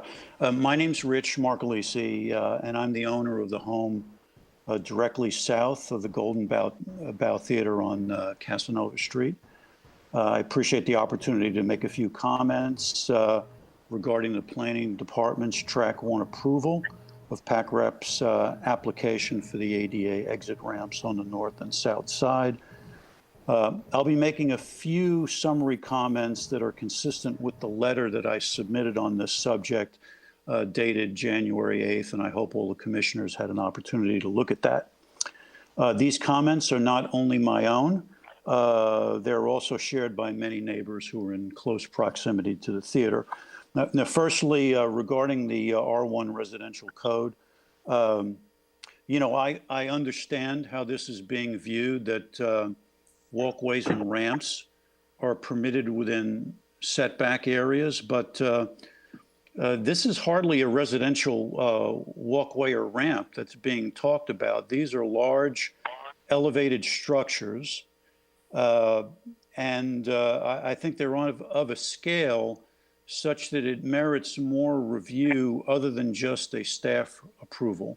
There ought to be some discussion about the nature of the design and any mitigation of potential issues, you know, including noise from foot traffic and particularly privacy issues as it relates to the north side ramps. Secondly, I'd like to talk about performance noise, and I did notice the commentary by one of the commissioners about, well, you know, is this going to be within the scope of what needs to be considered? And so let me address that. The noise in the neighborhood is a well-known issue to all of us. It's not a new issue. You know, the worst of that issue is on New Year's Eve performances, which go on until midnight, and it relates to amplified song and music. To PACREP's credit, they met with us and we discussed this, and they did come back with proposals for noise mitigations. And they have been submitted as part of the drawings that describe this project, but there's nothing in there other than a 2-page letter from the architect. And I know it's a nationally respected architect, but I mean, there's been no peer review for what's been proposed. There's no details around what's been proposed. So we as neighbors, all that we are requesting is there be some review of what's being incorporated into this project. As Mr. Lorca mentioned, we did offer the services of our retained acoustical engineer to just be allowed access to the theater to see if we would make any other recommendations beyond what's being proposed. So what we're requesting is just further review of what PACREP has submitted. I'd also like to address, and I know there's been a lot of discussion around the proposed air conditioning units on the south side. As has been observed, those units will be 15 feet from my family room, from which I am speaking to you today. And I appreciate the comments Evan Court has made, but they were not expert commentary on what the impact of a chorus line of 5 air conditioning units, what they would be like. It's just conjecture. This is a matter that ought to be subject also to expert review, looking at the specific details of what is being proposed, you know, including the specific hardware and some engineering evaluation or physics, what have you, of what do 5 units added together. I'm sure it doesn't multiply 60 decibels by 5, but I don't really know what it adds up to. So, in summary, I think there are sufficient issues with what is being proposed such that a staff approval is not appropriate. I think there ought to be additional examination, peer review, expert reviews incorporated, and to make those findings available for more public commentary. And with that, I appreciate the opportunity to have made some comments to all of you. Thank you. Thank you. Is there anyone else from the public that would like to address the Planning Commission regarding this application?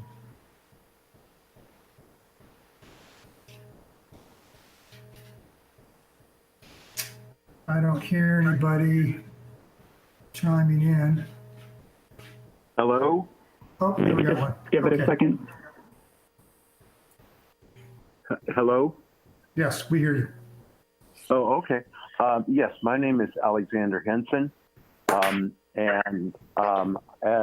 I was just listening to the last gentleman, I was curious if his curiosity about the specifics of the mechanics extended to wanting to pay for those experts whose opinion he so sorely sought. I look at this hearing tonight with some dismay that a project to bring a venerable institution of our community into current ADA compliance is met with such nitpicking. And from every indication from the staff report, which I ardently urge you to adopt and support, the theater has done its best to accommodate these various concerns while still acknowledging this is a public space in the middle of a residential neighborhood. And to hear the neighbors speak of it, it sounds like it's a public nuisance. And I'm not even sure if they haven't even used those terms, but certainly it reminds me in the law, in the common law of England, from ancient England, there is a doctrine called coming to the nuisance. And basically, I think it was founded upon the tallow manufacturing, which was an incredibly important business where you rely on candles to light your buildings. But it was also obnoxious. And so very obnoxious. So they located them out of town. And then as now, the towns grew, and the high lords in England were faced with the question of what could be done about these tallow plants and the residents nearby who were complaining about the noxious odors. And they decided that the tallow plants were there first. And those who came and located next to them did so knowing that there were problems or issues, which they accepted in moving there. So I will leave you with that, and thank you for your attention. Thank you for your comments. Is there anyone else from the public who would like to speak? Yes, my name is Carol Hall, and I'm on the board at Pack Rep Theater. I'd like to address the north side issues specifically, and the ADA requirements that we must comply with and the city must comply with. I don't really understand the problem. Can you hear me? Okay. I think it's an advantage. Excuse me 1 minute. Would the other gentleman please mute his phone? Thank you. Okay, continue with your comment.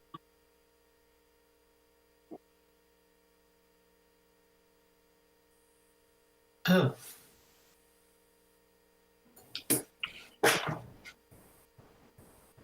Carol, you're muted. Yeah, you can unmute. There you go. My intent was that the other speaker would mute. Okay. So have you heard anything I've said so far? No? Just the first couple of sentences. Okay. Actually, I think it's an advantage to the neighbors that we're doing what we're doing and following ADA requirements. People will be actually walking further away from the fence than they are right now. And in actuality, you know, we don't have constant productions every night of the week, every week of the year. It's not that often that we are in the Golden Bough or in the Circle Theater. I have ushered for 13, 15 years, and I can count on my fingers the number of people who have exited the north side. It just seems strange to me that this has become an issue. So there's no constant in and out on that side. And putting alarms on those doors, gee, why not sirens too? You know, talk about silencing and being quiet in the neighborhood. That just seems outrageous to me. And we've offered to put little signs on the doors to discourage people from going out there. I don't even think that's necessary. We've also offered lattice work. We have also offered soundproofing. And we were afraid if somebody came in and an expert of theirs came in and decided he wanted to claim that we needed to do a lot more. We don't have the money to do a lot more. We have done what we think is the best that we can do. If they would like to spend money on further acoustic requirements, rather than paying lawyers, that would be very welcome from my perspective. Thank you. Okay, thank you for your comments. Is there anyone else from the public that would like to address the Planning Commission regarding this appeal? Oh, hi, this is Jeanette Whitten. I don't know if you can hear me.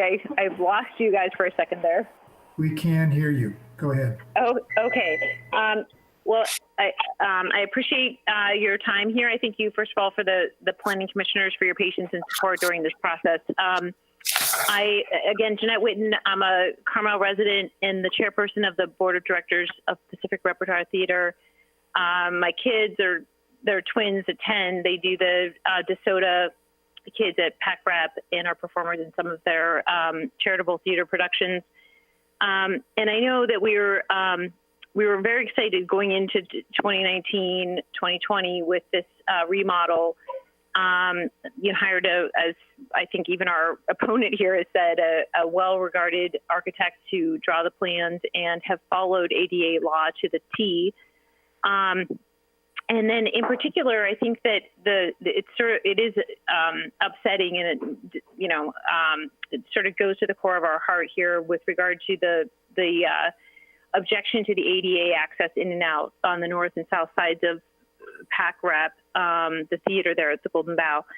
And it seems like reading these letters, the primary complaint is that the ramps are now like an eyesore, a new eyesore from the neighboring properties, viewable from the neighboring properties. And I just want to point out that the footprint of these ramps is actually height-wise and visibility-wise the same as the existing staircase that has been there for years. And in most cases, before any of the objecting parties have purchased their adjacent homes or nearby homes.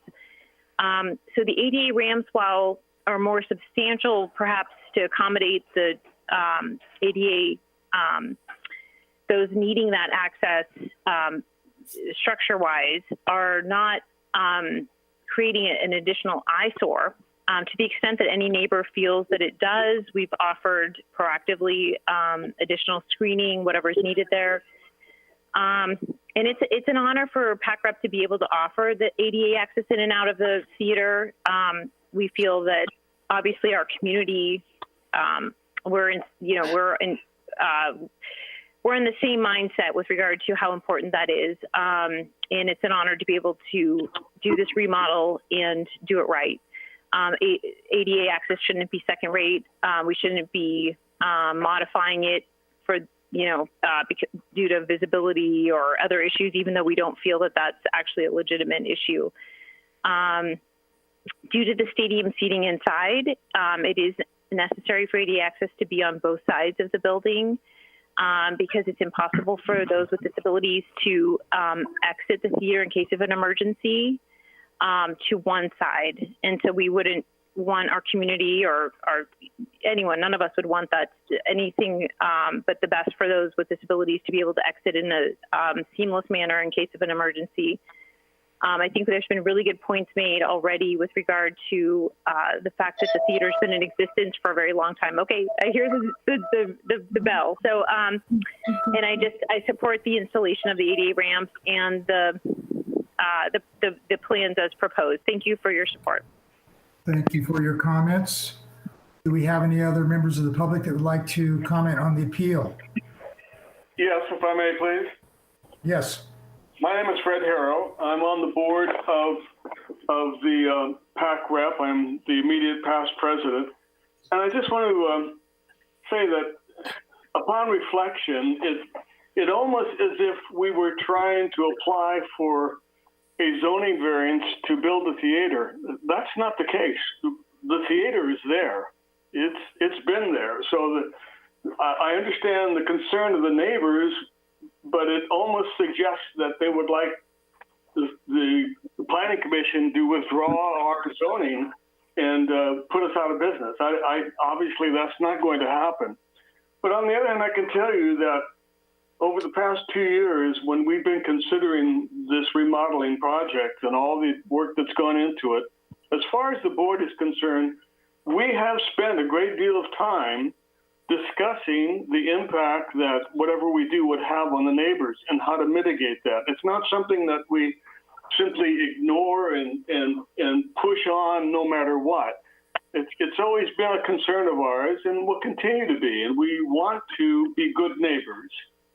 And I think that we've done everything we can to comply with the ADA regulations that we must comply with and to keep in mind the concerns of the neighbors. And we will do whatever we can to mitigate the impact that the theater has on the neighbors. And we've already done that to a great extent in terms of actions that we've taken to enclose and secure the area to the west on Casanova to make sure that that's well kept and maintained. And we will continue to do that and continue to be aware of the neighbors' concerns as we go on. So I would urge you to deny this appeal because I think it's in the best interest of everyone that we be allowed to go forward with this project. Thank you. Thank you for your comments. Is there anyone else who would like to make some comments to the Planning Commission regarding this appeal? Yes. I would like to make a comment. I'm Herschel Loomis. I'm a member of the board of PAC Rep, and I'm also a registered professional engineer, and I understand DB. I would also very experienced in technical theater, in lighting and sound. We in the theater are very concerned with noise. This noise interfering with our productions. So we do our best to minimize noise. And I can assure you that we will do our best in this project to make sure that noise generated by our systems will be minimized and will have the least impact possible. With regard to the air conditioners specifically, we're dealing with currently one air conditioner outside, And we're going to have 5 air conditioners, but enclosed in a vault and with mitigation on the vents. 5 times means an increase in the dB level, by the way, of 7 dB. So we have 7 dB to ameliorate with the concrete walls and so forth. I assure you that we will be within the minimum standard.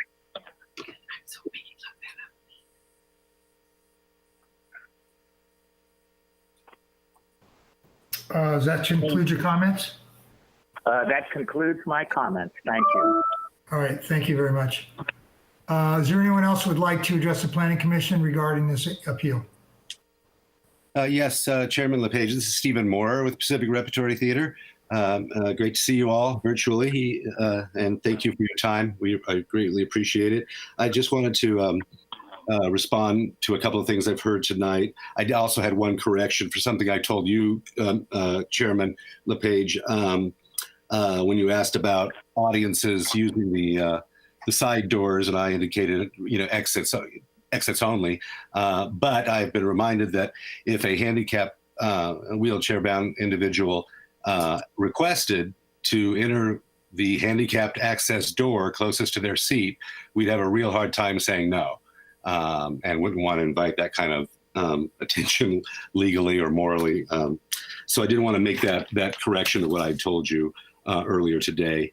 I'm glad someone mentioned, I think it was actually Rich, that we only go till midnight on one night of the year. And it's always, generally our show's in at 10 or 10:30 at the latest.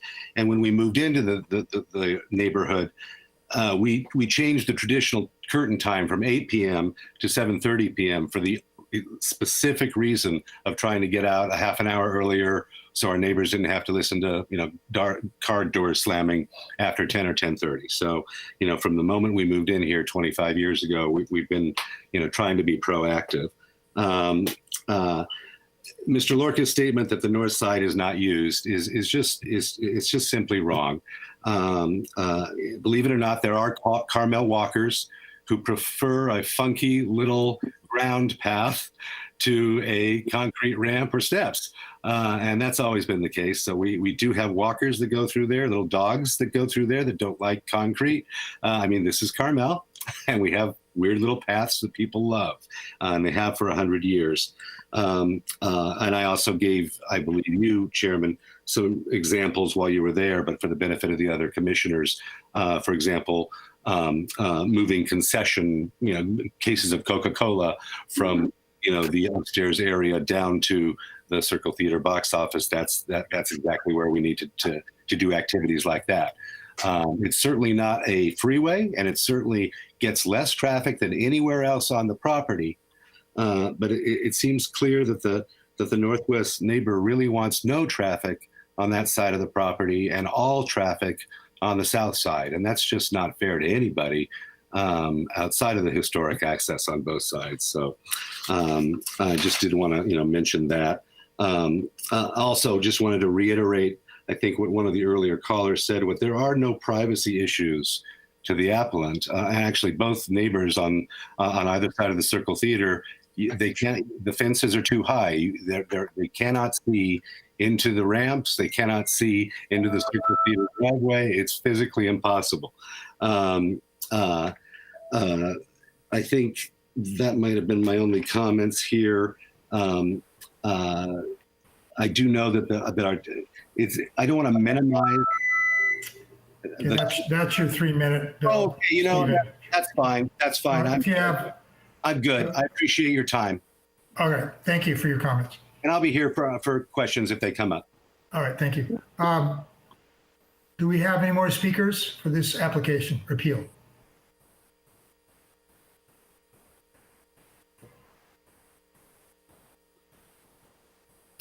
Sounds like maybe everybody who's going to chime in has.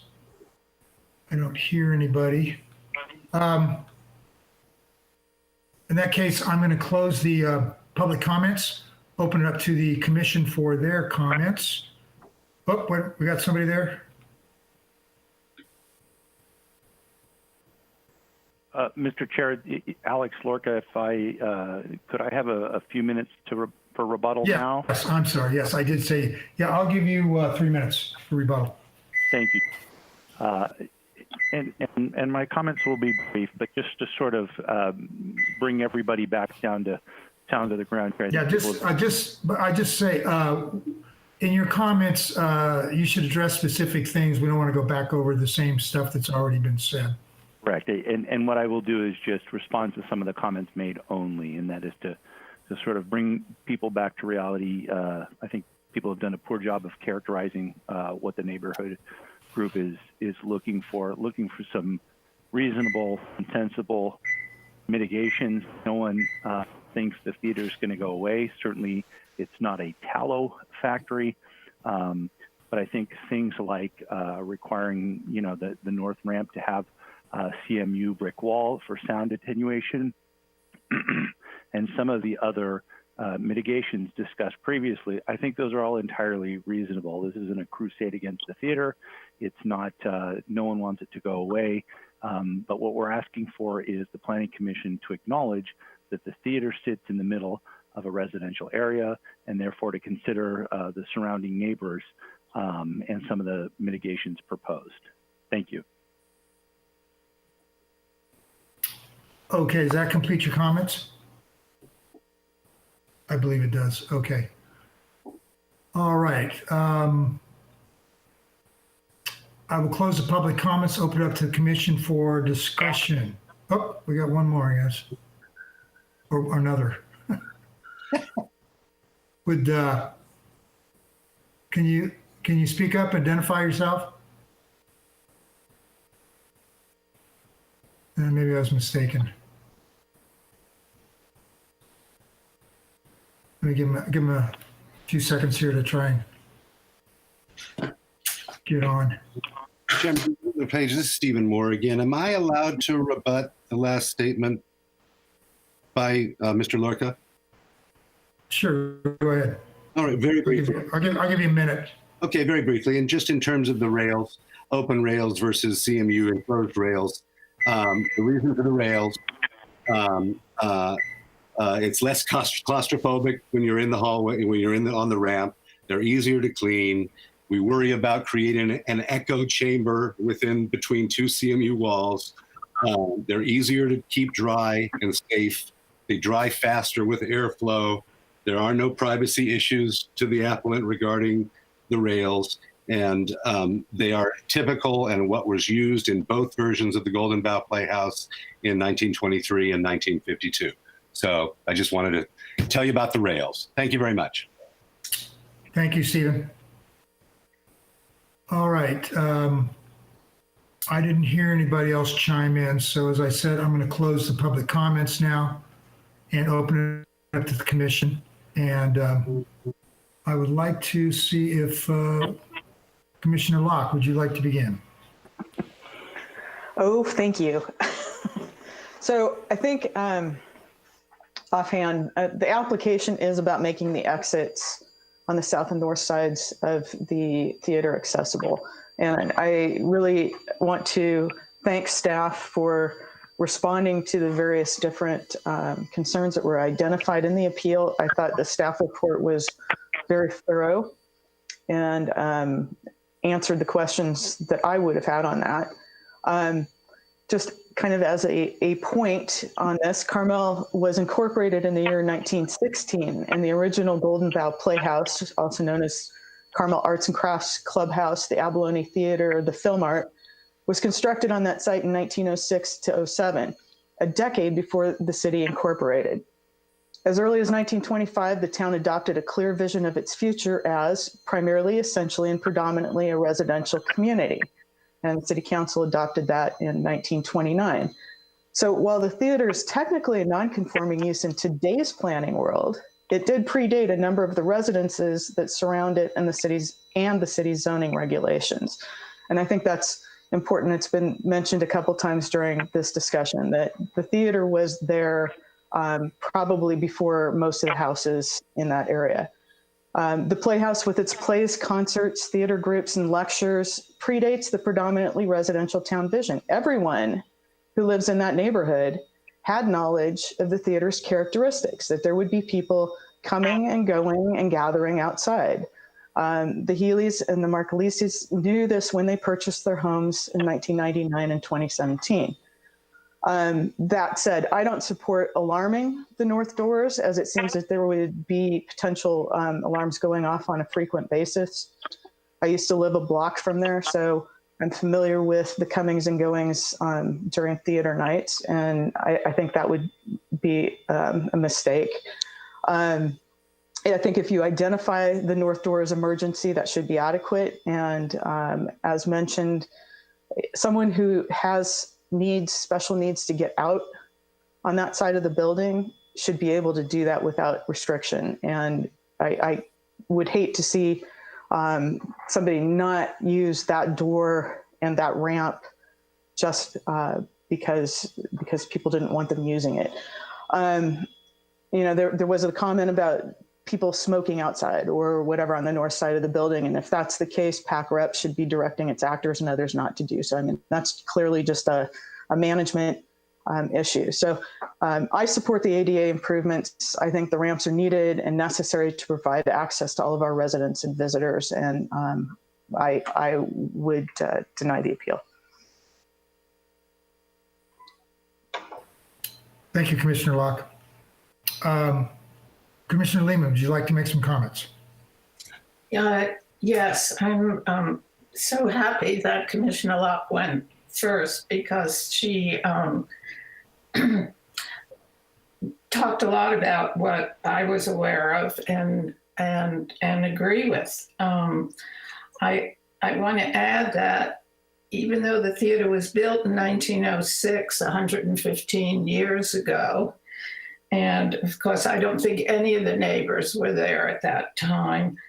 What I found in Mr. Lorca's letter was really bothersome to me when he says the theater's location and use is inconsistent with the quiet residential setting that surrounds it. But this is like building a house in the forest and then wanting the trees to be cut down because they block the light in your house. Sounds like The theater has been there. It's a wonderful institution. It just brings so much joy and education to the children of this community and to the whole Monterey Peninsula and beyond. I'm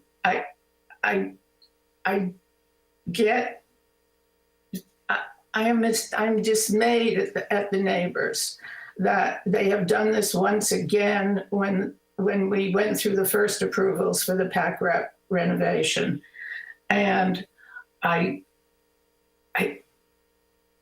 amazed that the vitriol is directed at ADA improvements. That seems to be the most callous of all. And I absolutely support the PAC rep's need for these ramps. To think that people will be uncomfortable at having to use the doors on the north side. If you're sitting on the north side of the theater and you're in a wheelchair or you're using a walker or crutches, the idea of having to cross the theater through the crowds when one is exiting is appalling. And if you're on that side of the theater, you should feel free to walk out those doors on the north side. So I am strongly in favor of denying this application, of denying the appeal of this application. Thank you, Commissioner Lehman. Commissioner Bolton, would you like to make some comment?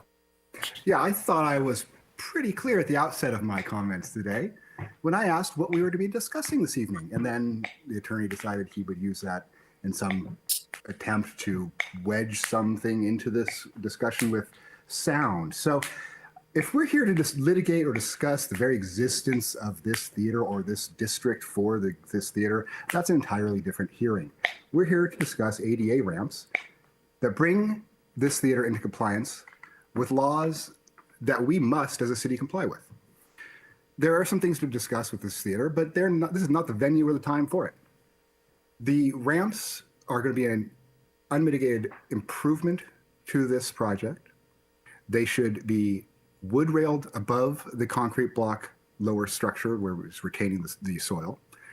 The discussion about the air conditioners is neither here nor there. There are rules in the city regarding the sound and the amount of sound that can be observed at the lot line. And if these are not in compliance, then there'll be something done about it. We don't need sound studies to determine whether or not our rules actually function. We know they do, and we'll continue with them. So I'm just kind of dismayed by the acts of the neighbors and the attorney involved in this. I think this is kind of ridiculous. We're here to discuss something very simple, and we should discuss and stay on topic and litigate the thing that we're actually here to do, not to try and bring in other issues that have literally nothing to do with what we're doing here tonight. Thank you. Thank you, Commissioner Bolton. Commissioner Dells, would you like to make some comments regarding the appeal?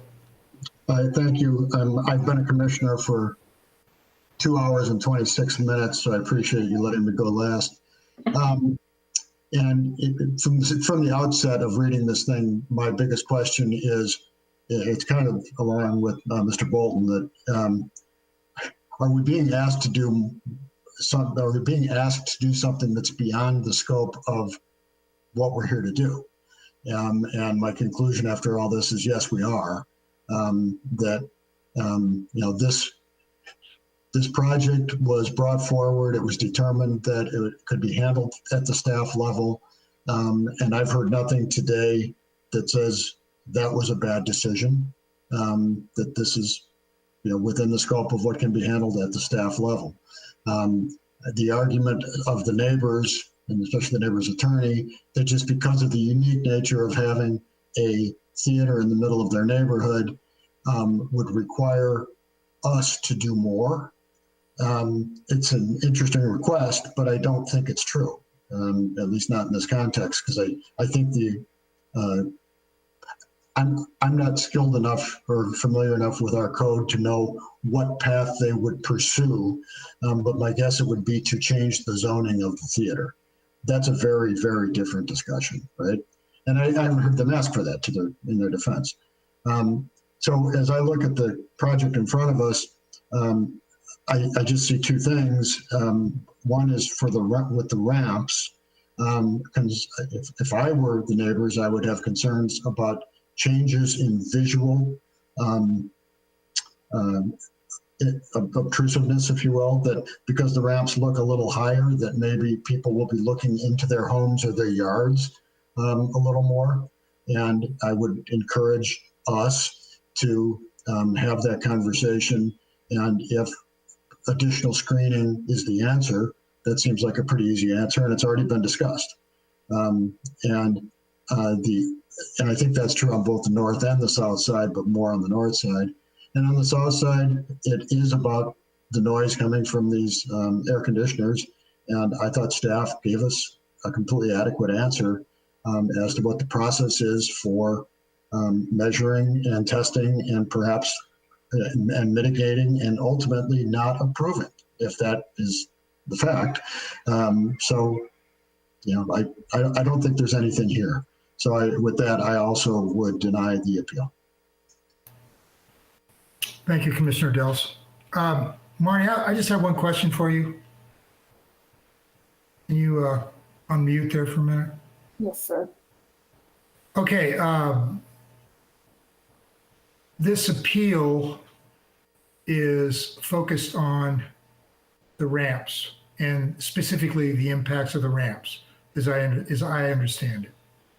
And there has been some discussion about mitigating the visual impacts into the neighbor on the north. From what I hear from all the commissioners, they support denial of this appeal. So is there any opportunity for any language or anything to be inserted in here to address the potential impacts from the ramps, visual impacts into the outdoor space of the neighbor? That'd be the the northeast neighbor on the north side of the project. Certainly. What I would recommend that the commission do is part of your motion is to address what you would like to see along the north property line. So whether that's, an additional certain number of feet of solid fencing or framed lattice, you can certainly incorporate that into your motion, and staff will work with the applicant to implement that. Okay, thank you. I just wanted to clarify that for myself and also for my fellow commissioners, because there has been some discussion about that. There's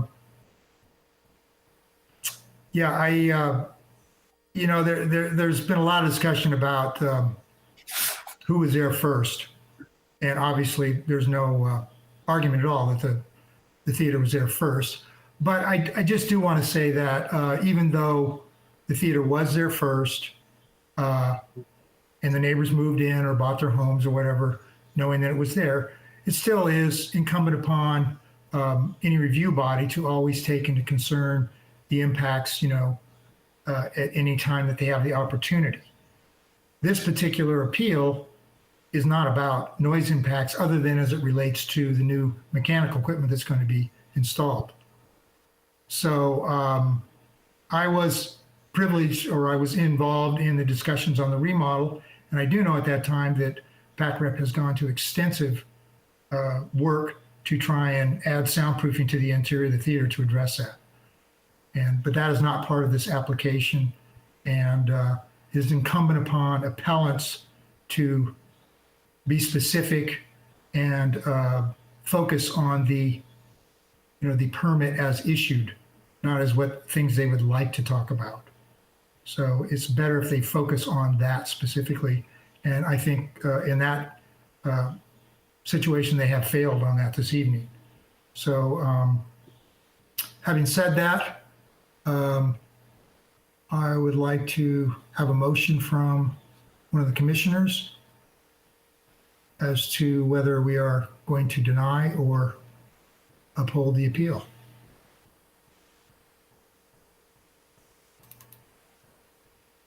I'm just checking the cover sheet here to see what the staff's resolution is. Let me open that up. You can just kind of go through that real quickly.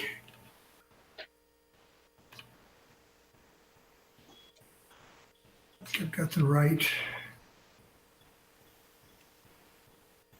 make sure I have the right document here.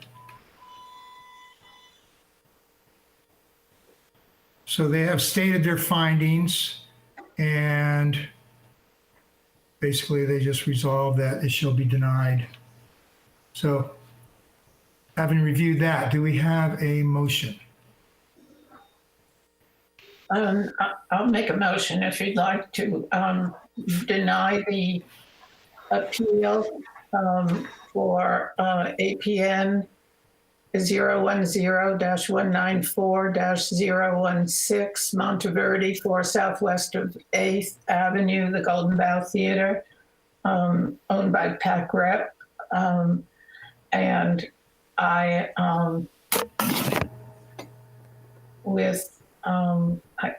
I don't think there are any special conditions. I would like to add a request that PACREP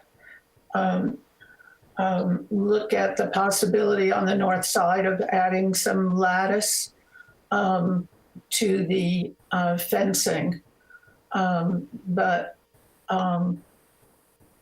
that would be their decision as a compromise measure with the neighbors. And that's it. Okay, just to be clear, you are making a motion to adopt the staff's resolution to deny the appeal with additional condition that staff and PACREP work with the neighbor to the north to mitigate or to possibly raise the fence lattice to mitigate impacts, visual impacts into their their space. Outdoor Right. space. To raise it using perhaps lattice, but something that doesn't enclose it, as Stephen Morris said, so that it's claustrophobic for anyone walking on the ramp. Okay. All right. Do we have a second for the motion? I'm sorry, this is Evan. I just want to clarify. I just want to make sure I understand. Is it direction to install a taller fence, or is the direction to explore installing a taller fence? To explore. I'll second. Okay, we have a motion to adopt the resolution as presented by staff to deny the appeal, but with the additional condition that staff shall and PAC rep shall explore mitigating, raising the lattice on the fence to the north. Okay, do we have any more discussion? Hearing none, roll call, please. Commissioner Bolton, Yes. Commissioner Dill, Yes. Commissioner Lehman, Yes. Commissioner Locke, Yes. Chair LePage. Yes, the appeal motion is denied. All right, thank you everyone. Appreciate all your patience. Hanging in tonight. It's always a little difficult with these online meetings. It's a little awkward. So next item on our agenda tonight is the director's report.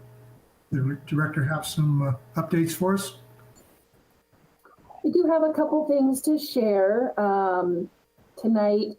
As you noticed on the consent calendar, staff added a monthly report. This is the first time that I've included this in the Planning Commission's agenda. This is a report that staff prepares each month for the City Council, and it basically summarizes the number of permit applications that have been submitted to planning, building, encroachment permits, as well as code compliance cases which have been opened. So I thought it would be nice to share these reports with the Planning Commission, similar to how we share them with the City Council. It is information only, but I hope that you find it interesting or useful. Also, just wanted to kind of mention the department's website. So we've put a lot of time and effort into trying to keep our website up to date with the projects that we're processing, the decisions that we're making at a staff level.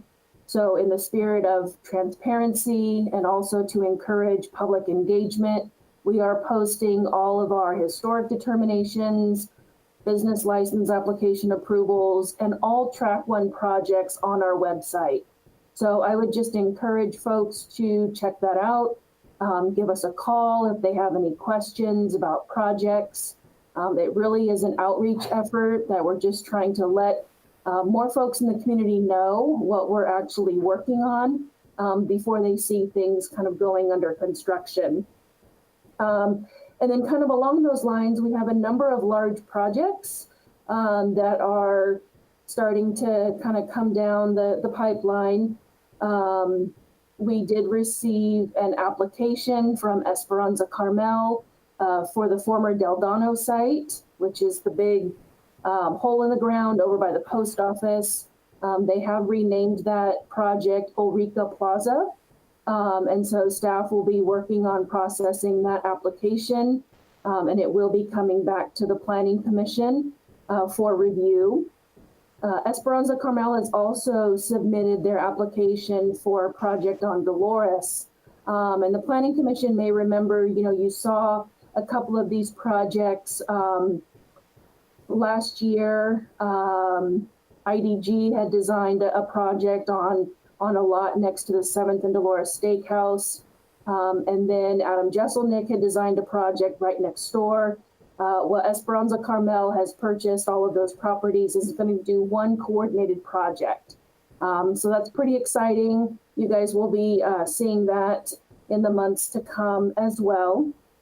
And then just the last project I wanted to mention that's starting to gain some momentum again is the redevelopment of the Carmel Resort Inn site. And that's the project up on Carpenter near First. It encompasses almost an entire block, and the owner is interested in redeveloping that with a hotel and some new single-family residential. So there's a lot going on. I think we're going to see some really, exciting larger projects this year, and we're looking forward to bringing those to you. And then lastly, I just wanted to mention our new community planning and building director, Brandon Swanson. He will be joining us officially on Tuesday, the 19th. And so he will be introduced to you at our February meeting. And we are really looking forward to him coming on board and being part of our department. And that's all I have. Marnie, I have a question about the Esperanza project on Dolores. Is that going to be residential? Yes. Great. Yes, it is. I just want to take a minute to acknowledge the work and the position that Marnie found herself in as the interim director of the planning department. Not only did she unexpectedly end up with a job that she didn't have before, but she also unexpectedly had to do that job under probably one of the hardest circumstances this department has ever faced in the pandemic. And I think she has done an excellent job. It's been a lot of pressure and a lot of long hours. And I just wanted to commend her for that and say that I appreciate everything she's done. So very good for her. And I want to once again welcome Bob Delves as our new commissioner. It's great to have a full board of commissioners again, full commission. You can see how it really helped out tonight. We had a couple of commissioners that had to recuse themselves. And I think Bob's background really showed itself tonight. So I really appreciate his taking the position here. I think we're lucky to have somebody that has this background. And in such a small city, we have a small population to pick from it. So we're just lucky to have him. Thanks for being here, Bob. Thank you. Okay, I don't think there was anything else for agenda. We're ready to adjourn. So thank you, everyone. I'll see you in February. We are adjourned. All right. Bye. Thank you. Thank you, Marnie. Thank you for everything you've done, Marnie. You've done a great job. Thank you. I'm glad we're not saying goodbye to you. Yeah. Not going anywhere. Good. Stay well. You too.